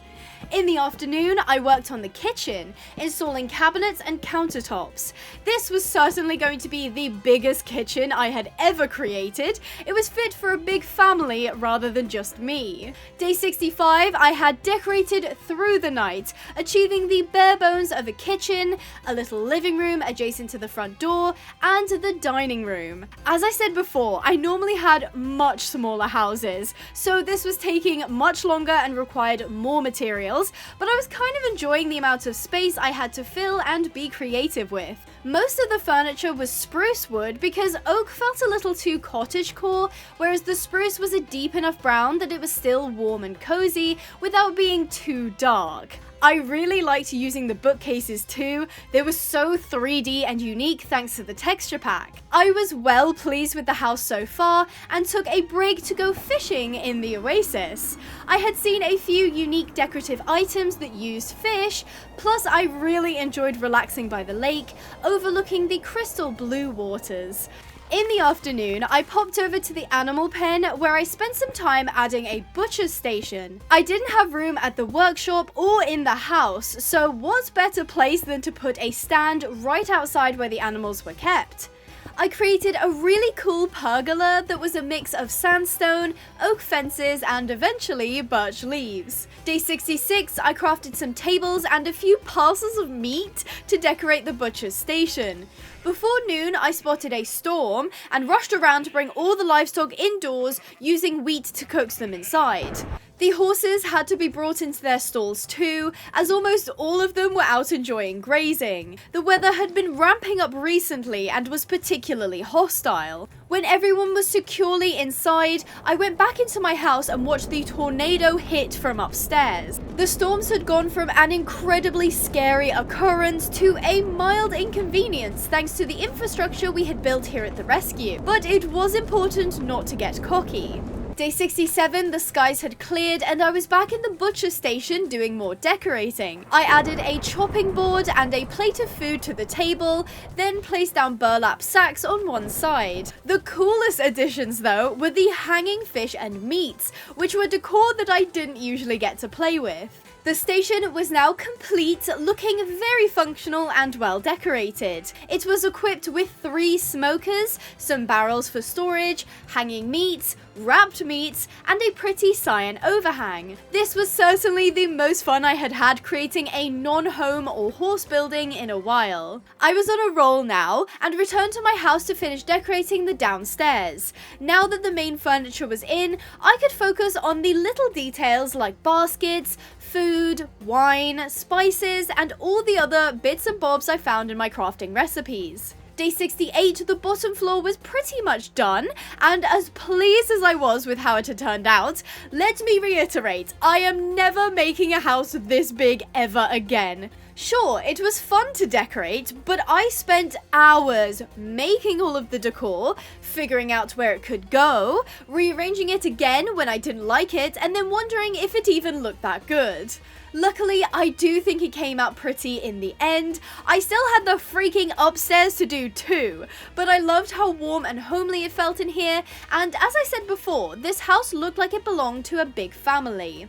I kind of just wanted to get it over with now, so I hauled my butt upstairs to finish the job.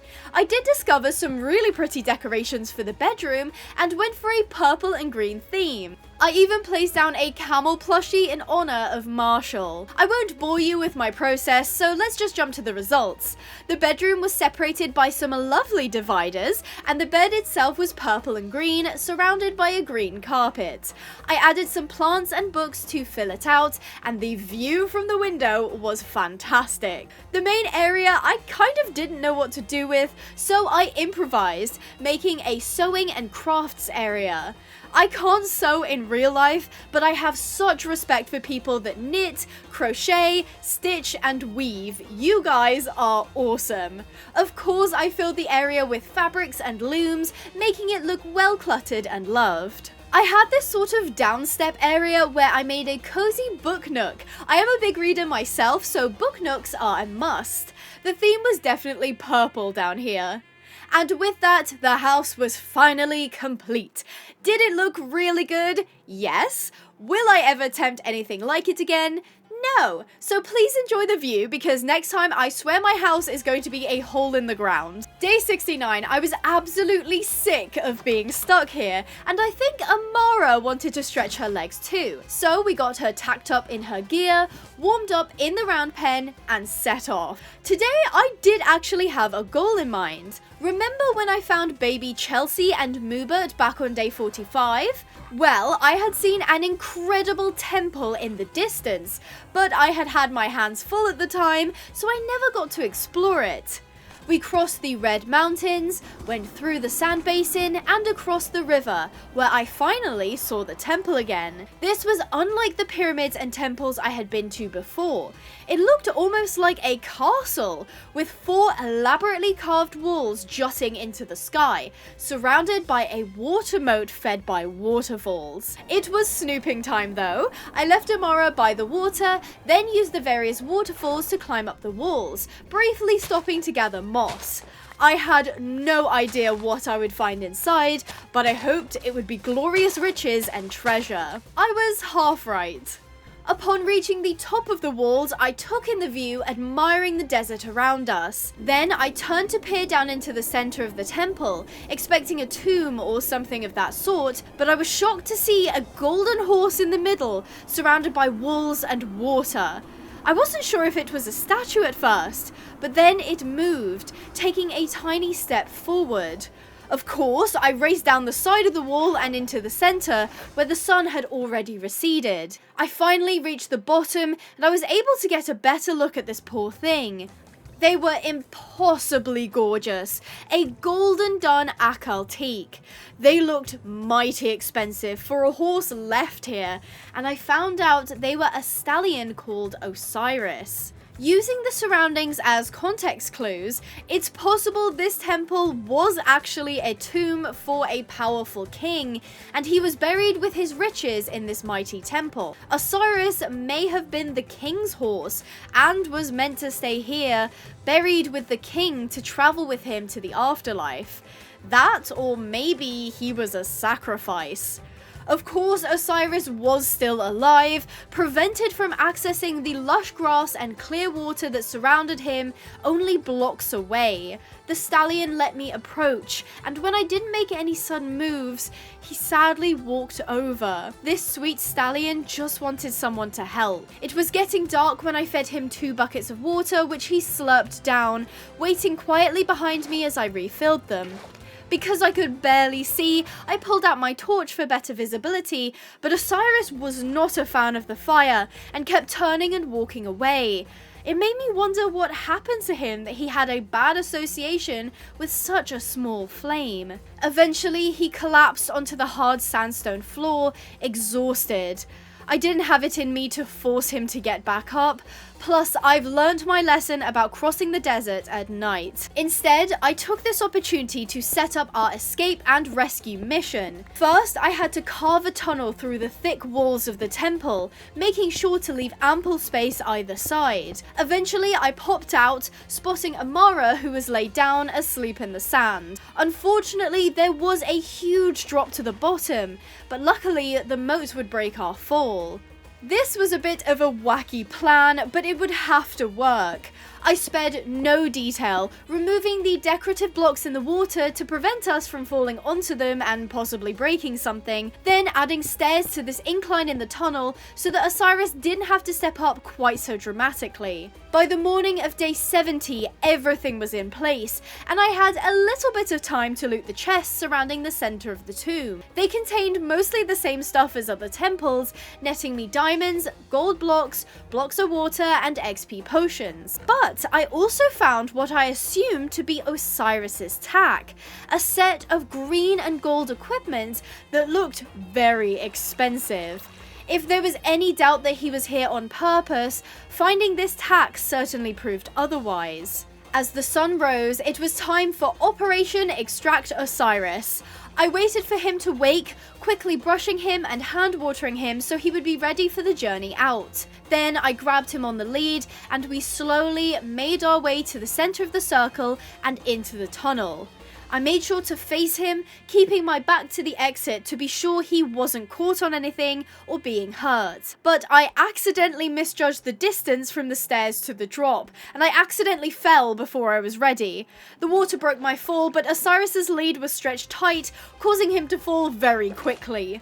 Luckily, we were both okay, and I unleashed him in the moat so that he could enjoy a cool drink of water in the shade, which I think he really appreciated. Eventually, we reluctantly climbed out, and Osiris was introduced to Amara. She just kind of stared at him, sizing him up before deciding she wasn't fussed either way. I think Osiris was too hungry and dehydrated to really care. I hopped up onto Amara and we set off at a walk. This was going to be a long journey home, full of dangers and difficult terrain, but by now I was pretty well versed in how to traverse the desert relatively safely. The sun may have been beating down on us, but there were cool rivers to cross and ponds to stop at, so everyone was kept well hydrated. Osiris followed behind quietly, with Amara confidently leading the pack.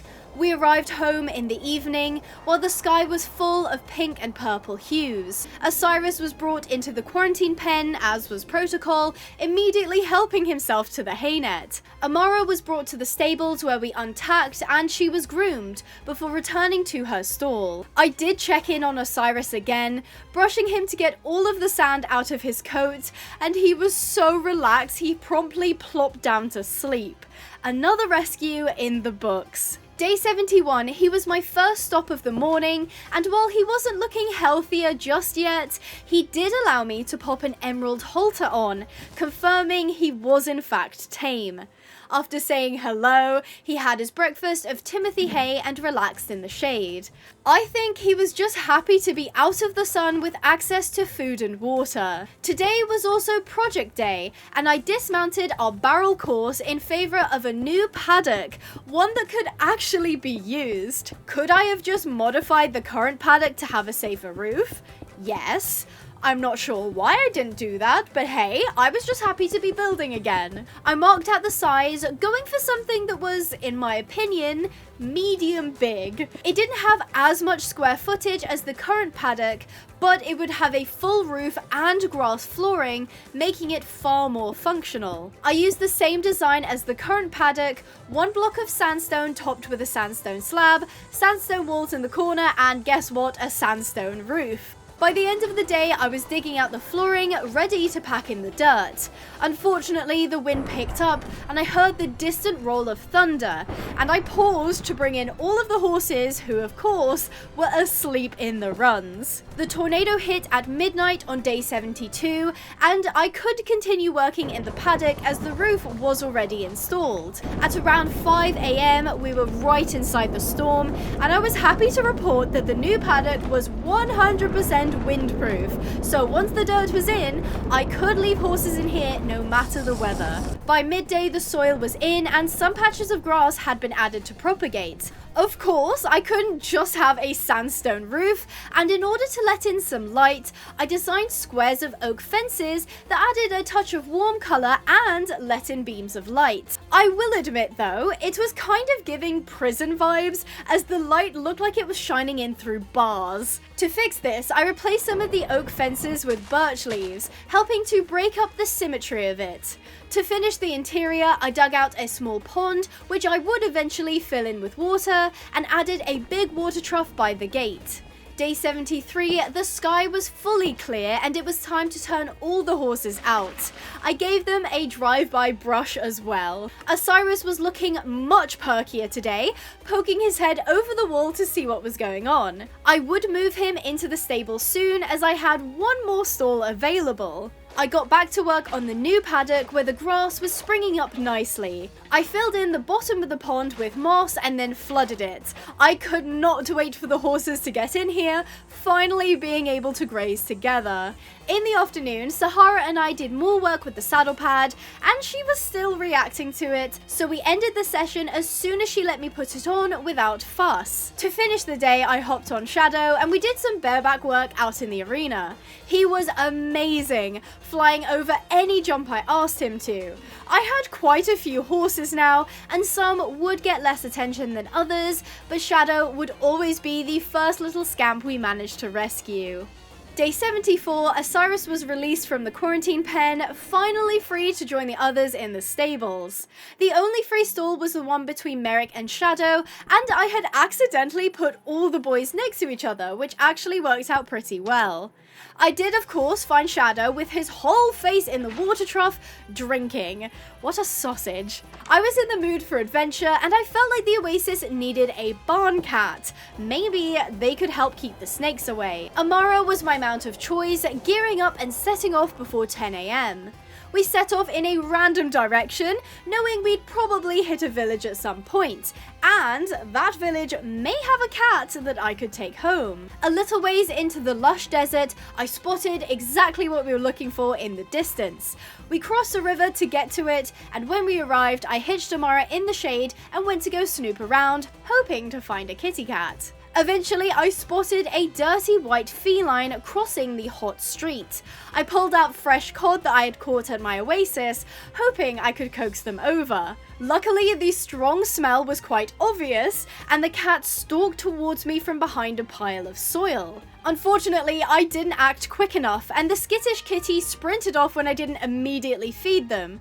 They ran into the market, and I lost them in the hustle and bustle. So then I was the weirdo hunched over with a fish in my hand, trying to find the cat. Luckily, they spotted me before I saw them, and once again they slinked in my direction, wanting the fish. But this poor cat was very flighty and only had one bite of fish before dashing away, accidentally pricking themselves on small cacti. I chased after them, and I wish I had been quicker to realize one of the local camels was attacking the cat. I was too late. They had been slain, leaving only some string behind. This challenge had been really tough on the animals, and it was making me so sad. I honestly gave up. I didn't want to have to watch another potential pet die, so Amara and I started for home.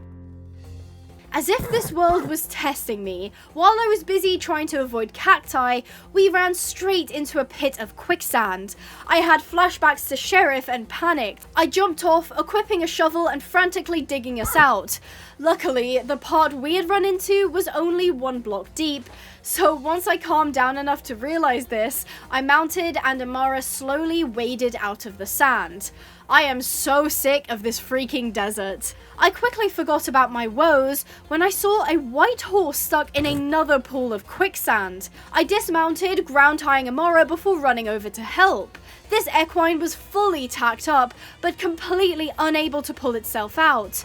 Next to them, the bones of what I assumed was their rider or handler. They had not been so lucky. The horse was in sand above their knees, but I realized they were not actively sinking. The light was fading fast, and I used my pickaxe to carve out an exit from the deep pool, then switched to my shovel, removing as much quicksand as I could.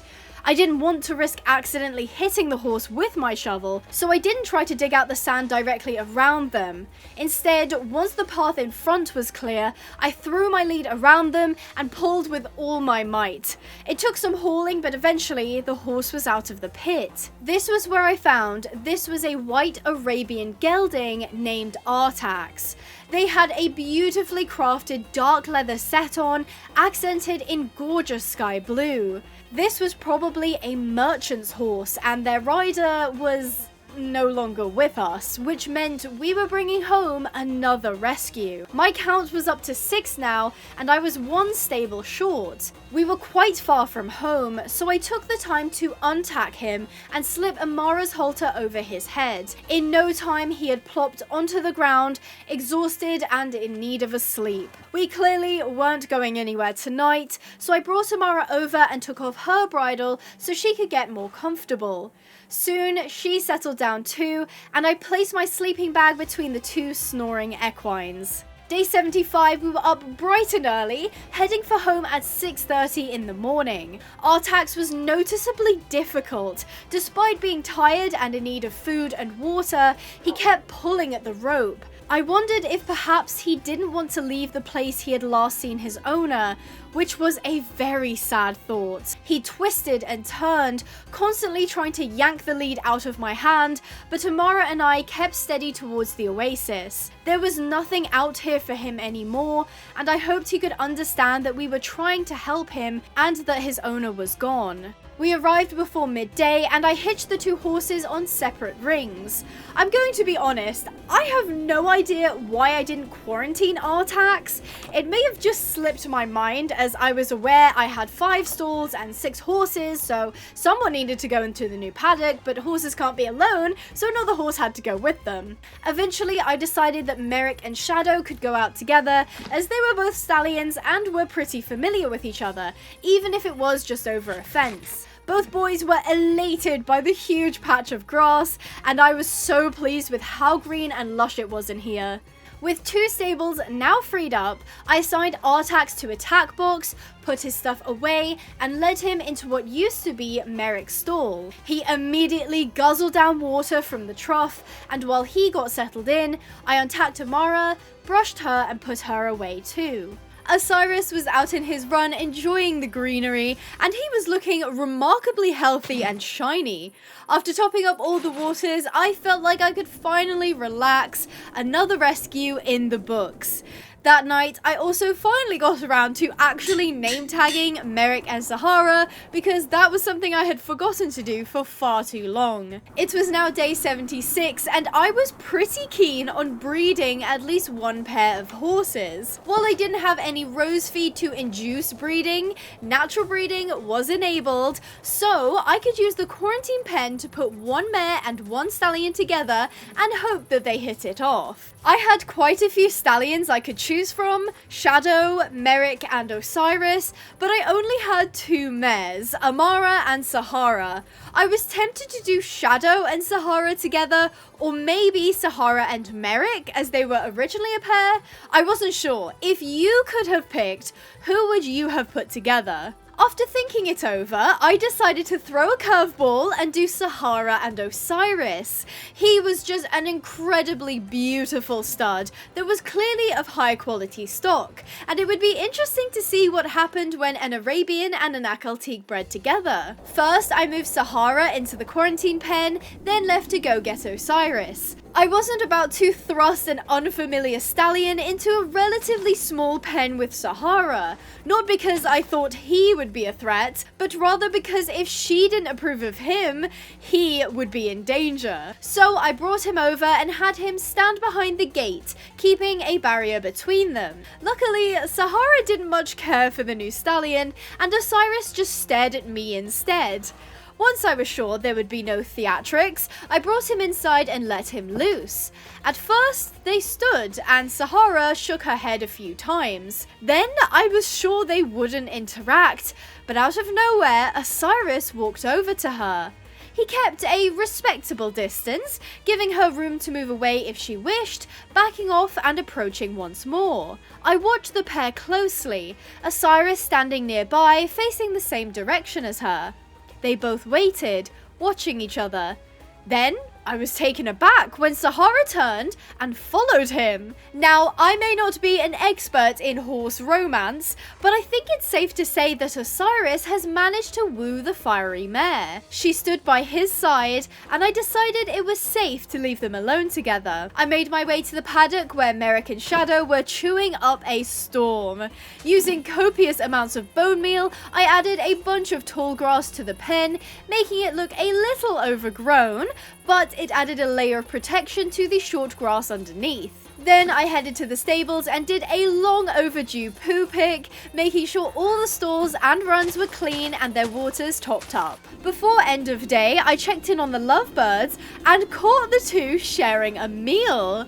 How frigging adorable. These two are on a dinner date. Day 77, they were still getting on spectacularly, and I would have to check for pregnancy soon. Artax was also doing really well, now holding his head high and proud.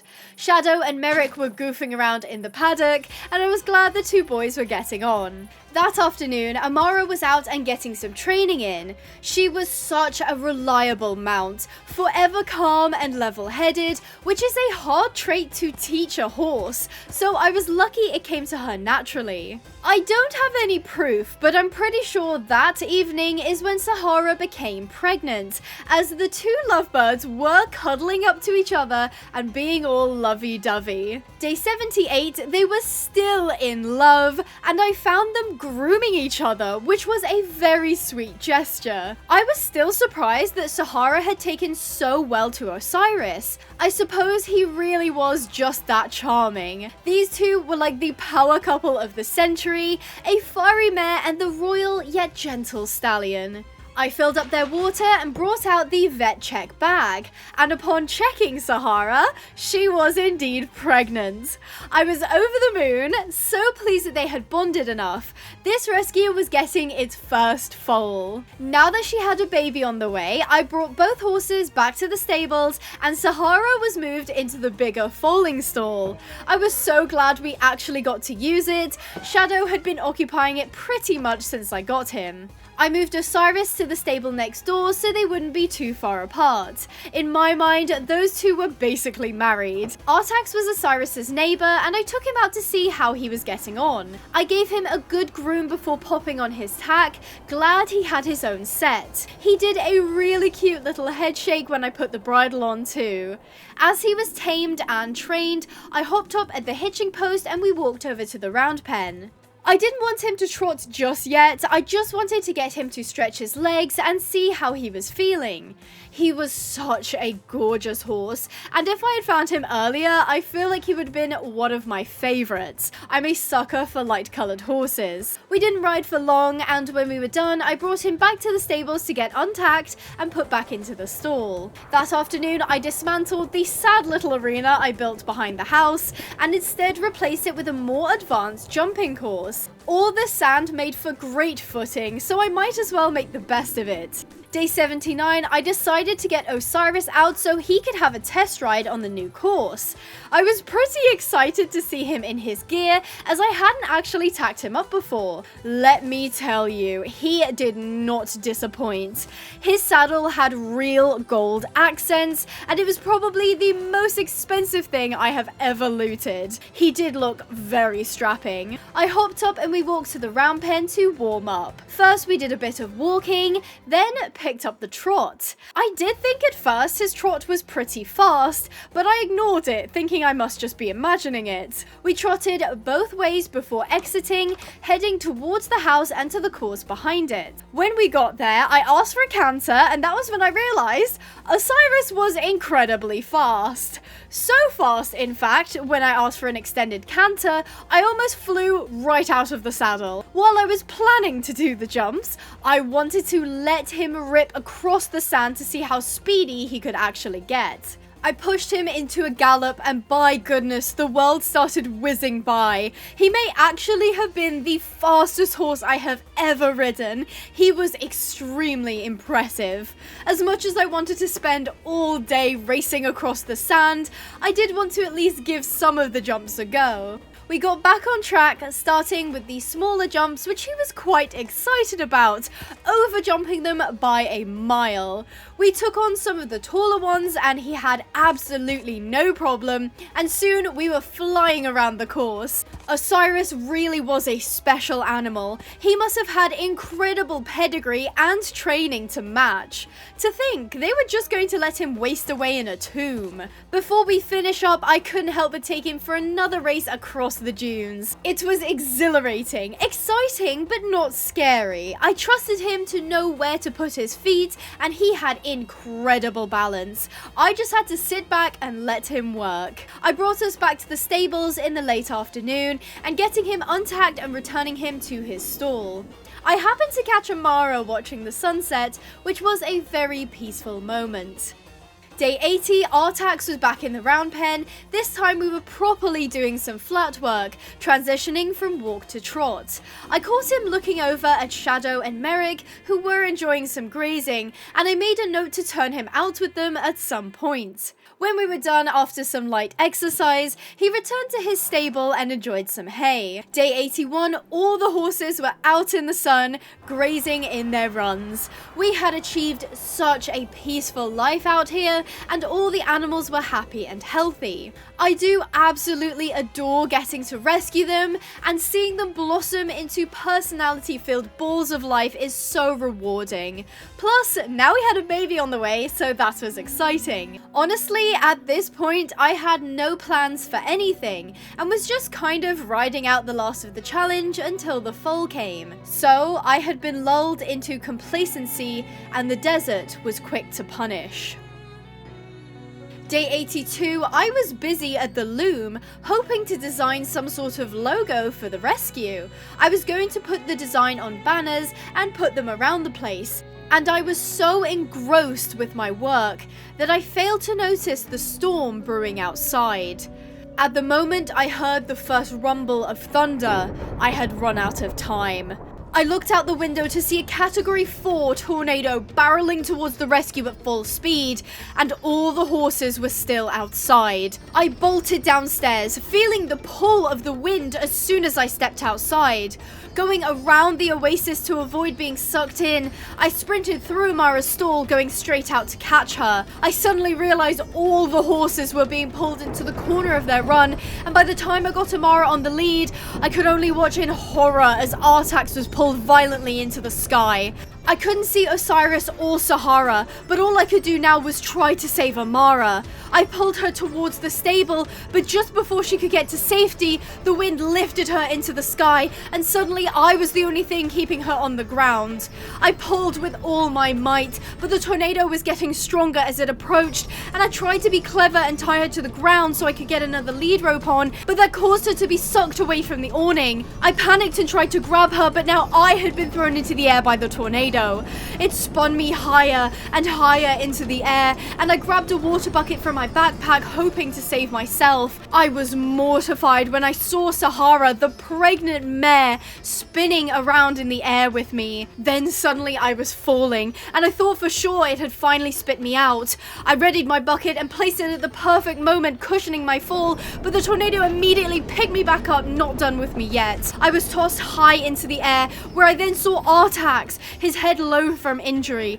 This tornado was brutal. If it was repeatedly slamming the horses into the ground, they wouldn't survive much longer. As if taunting me, I saw the final missing horse, Osiris, who was thrown higher into the air than I had gone, his head also so low.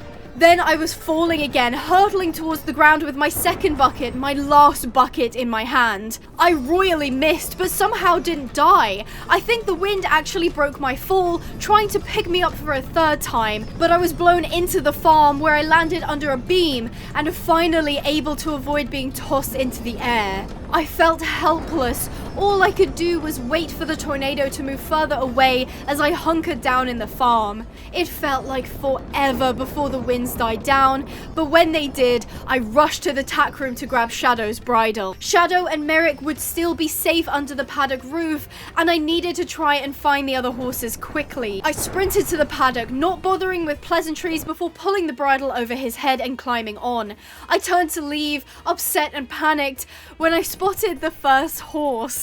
It was comical, actually. Amara had somehow landed inside the hay shed and was now munching away at the green bales. I was so relieved, and I couldn't help but laugh at the absurdity. I tied Shadow to the fence and grabbed Amara, bringing her over to the paddock. That's when I spotted not one, but two other horses, Sahara and Artax. I thanked these stars that they had landed so close together and inside the rescue. I left Amara in the paddock and ran to get the other two. Both were looking worse for wear, with low headsets, but they were alive, and that's all that mattered. I'd nurse them back to health 100 times over if it meant I got to keep them. I was terrified for Sahara though, as a traumatic event like this may have affected the baby, and I brought them into the paddock and took out my vet check bag, holding my breath. I was relieved to find the baby was okay, despite their mother being swept up in a literal tornado. Sahara was a fighter, and you can't deny that. But there was one member of our herd missing, Osiris. I had to catch Amara, who had wandered out of the paddock, leaving Merrick tied up outside to give the survivors some room. Then I climbed back on Shadow, starting the search for the golden stallion. First, we did a thorough sweep of the rescue. 3 out of the 4 horses had landed at the oasis, so I was hoping he had too. An hour passed, and I searched high and low with no sign of him. That means he was either spat out in the desert, or I didn't even want to consider the alternative. We widened out the search, and I used my mini-map to try and spot him. I was also looking for red dots that indicated a dropped item, as if Osiris had perished, he would leave his halter behind. We scoured the desert around the oasis, desperate to see that golden coat shimmering against the sand. But soon the sun began to set, and I started to lose hope. In one last desperate attempt, I decided to push Shadow onwards towards the storm. We kept crashing into cacti, even getting stuck in quicksand at one point, but I made him keep going, even to the point where I was exhausted, hoping beyond hope that we would find Osiris out here. I spent all night looking for him, and by the morning of day 83, I officially called off the search. I can't stress enough how thoroughly we searched, leaving no stone unturned. But Shadow was exhausted, pushed beyond his limits, and we had seen absolutely no sign of the golden stallion. I was absolutely devastated. We had lost so much, from Sheriff to our livestock, even the lizard and the cat that never even made it home. The one thing I had was the horses, and once again my negligence had caused me to lose the very thing I swore to rescue and protect. As much as I wanted to curl up into a ball and just give up, I still had 5 horses to take care of. As the paddock was currently occupied by the storm survivors, I moved Merrick and Shadow into the stables, leaving the foaling stall free. I took a moment to rearrange the hay in storage, and I was suddenly overwhelmingly glad I hadn't moved the shed after discovering Shadow could eat it through his stable bars. The hay had broken Amara's fall, and if it wasn't there, I wasn't sure she would have been so lucky. Thankfully, Amara, Artax, and Sahara were in good health, recovering quickly after their falls. I suddenly became sad upon realizing that while Sahara's baby was okay, they were now the last connection I had to Osiris. I checked on the livestock, who were all accounted for. Thankfully, they were already locked in their shelter when the storm hit. Chelsea and Mubert were also okay, coming up to say hi when I visited them. I was also pleased my bees made it through. Before I went to bed, I gazed out of my bedroom window, scouring the sand for a sign, any sign. But the desert was calm and quiet. Day 84, I tried one more time, gearing up on Amara and going out in the blazing sun. If his halter had dropped, it was probably gone by now, so we looked for signs of life. Another storm brewed overhead, and if I believed in ancient gods, I would have cursed them. We climbed up the dunes to get a better view, hoping his shiny coat would still be visible. All day we spent looking. I won't make you watch us frantically search the barren desert, and you can probably guess what the outcome was. Defeated, I finally admitted that he was gone.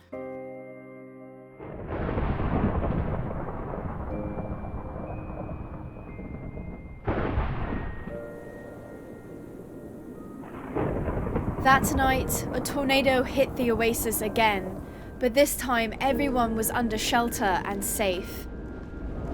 As the whirling winds passed over the paddock, Sahara lay on the ground. Soon, she gave birth to her baby, a baby girl, Osiris's only child. In the midst of a hurricane, not unlike the one that took him away, his baby was born.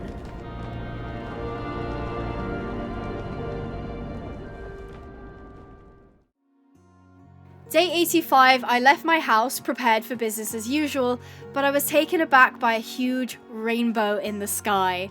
Not just one, but a double rainbow hung over the oasis like some kind of sign. I'm not even kidding, I couldn't have faked this even if I tried. I was in awe, wondering how a rainbow had formed in the desert, where water was scarce and it never rained. After marveling at it, I went into the paddock and started taking care of the horses, not noticing our new arrival right away.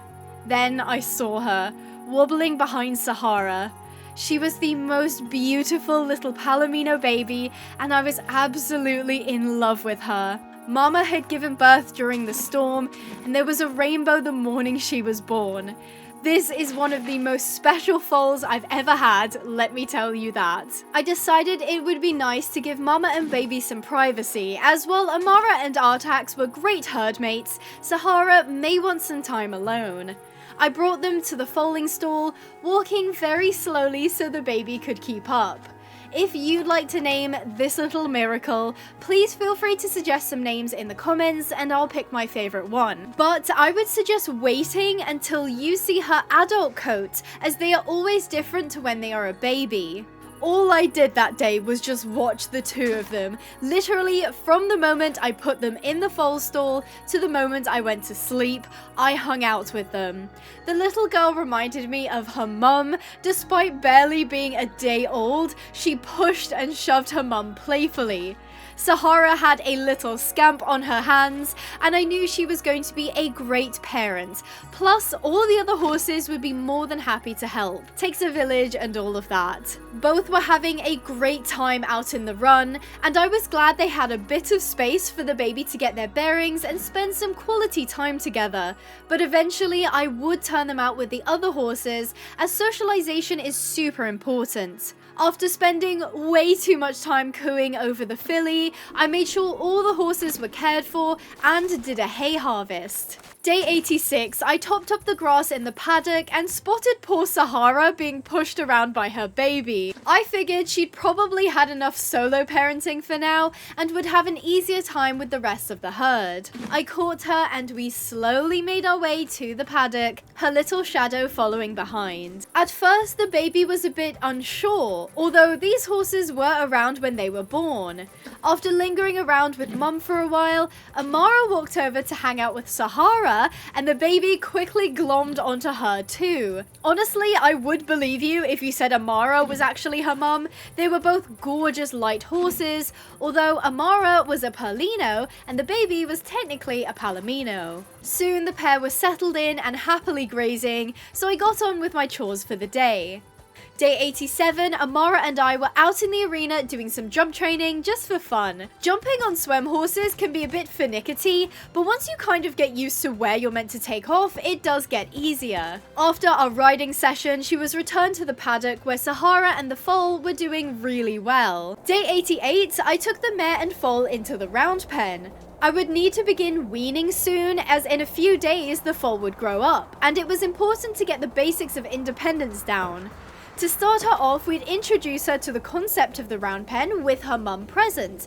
That way she wouldn't be thrust into an unfamiliar environment and expected not to freak out. We just did some laps with Sahara on the lead rope and the baby following behind.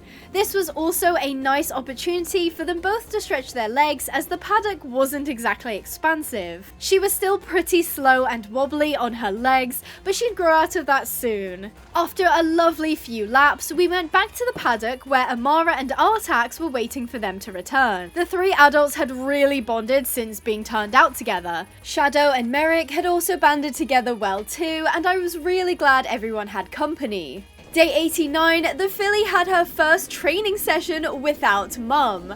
We headed out into the round pen together, and at first she was a bit confused, not really sure what she should be doing. Then she took a few steps, having a look around.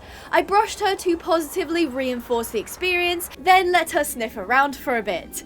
It was very cute that Artax kept an eye on her from the paddock. We kept the session short, going back to the paddock where the three adults were relaxing and eating. They all loved Sahara's foal very much and was glad she was back. While I was watching them graze and eat and graze and eat, I realized that the paddock grass needed some rest as there were now large bald spots all over, and I clocked that the horses had been going a bit crazy. First, I returned Amara to the stable, then Artax, before deciding that actually, I'd like to turn out all the boys together. The original paddock was quite literally gathering dust, and the weather was nice, so Artax, Shadow, and Merrick were put out to pasture. They sort of awkwardly stood around for a while, unsure of themselves.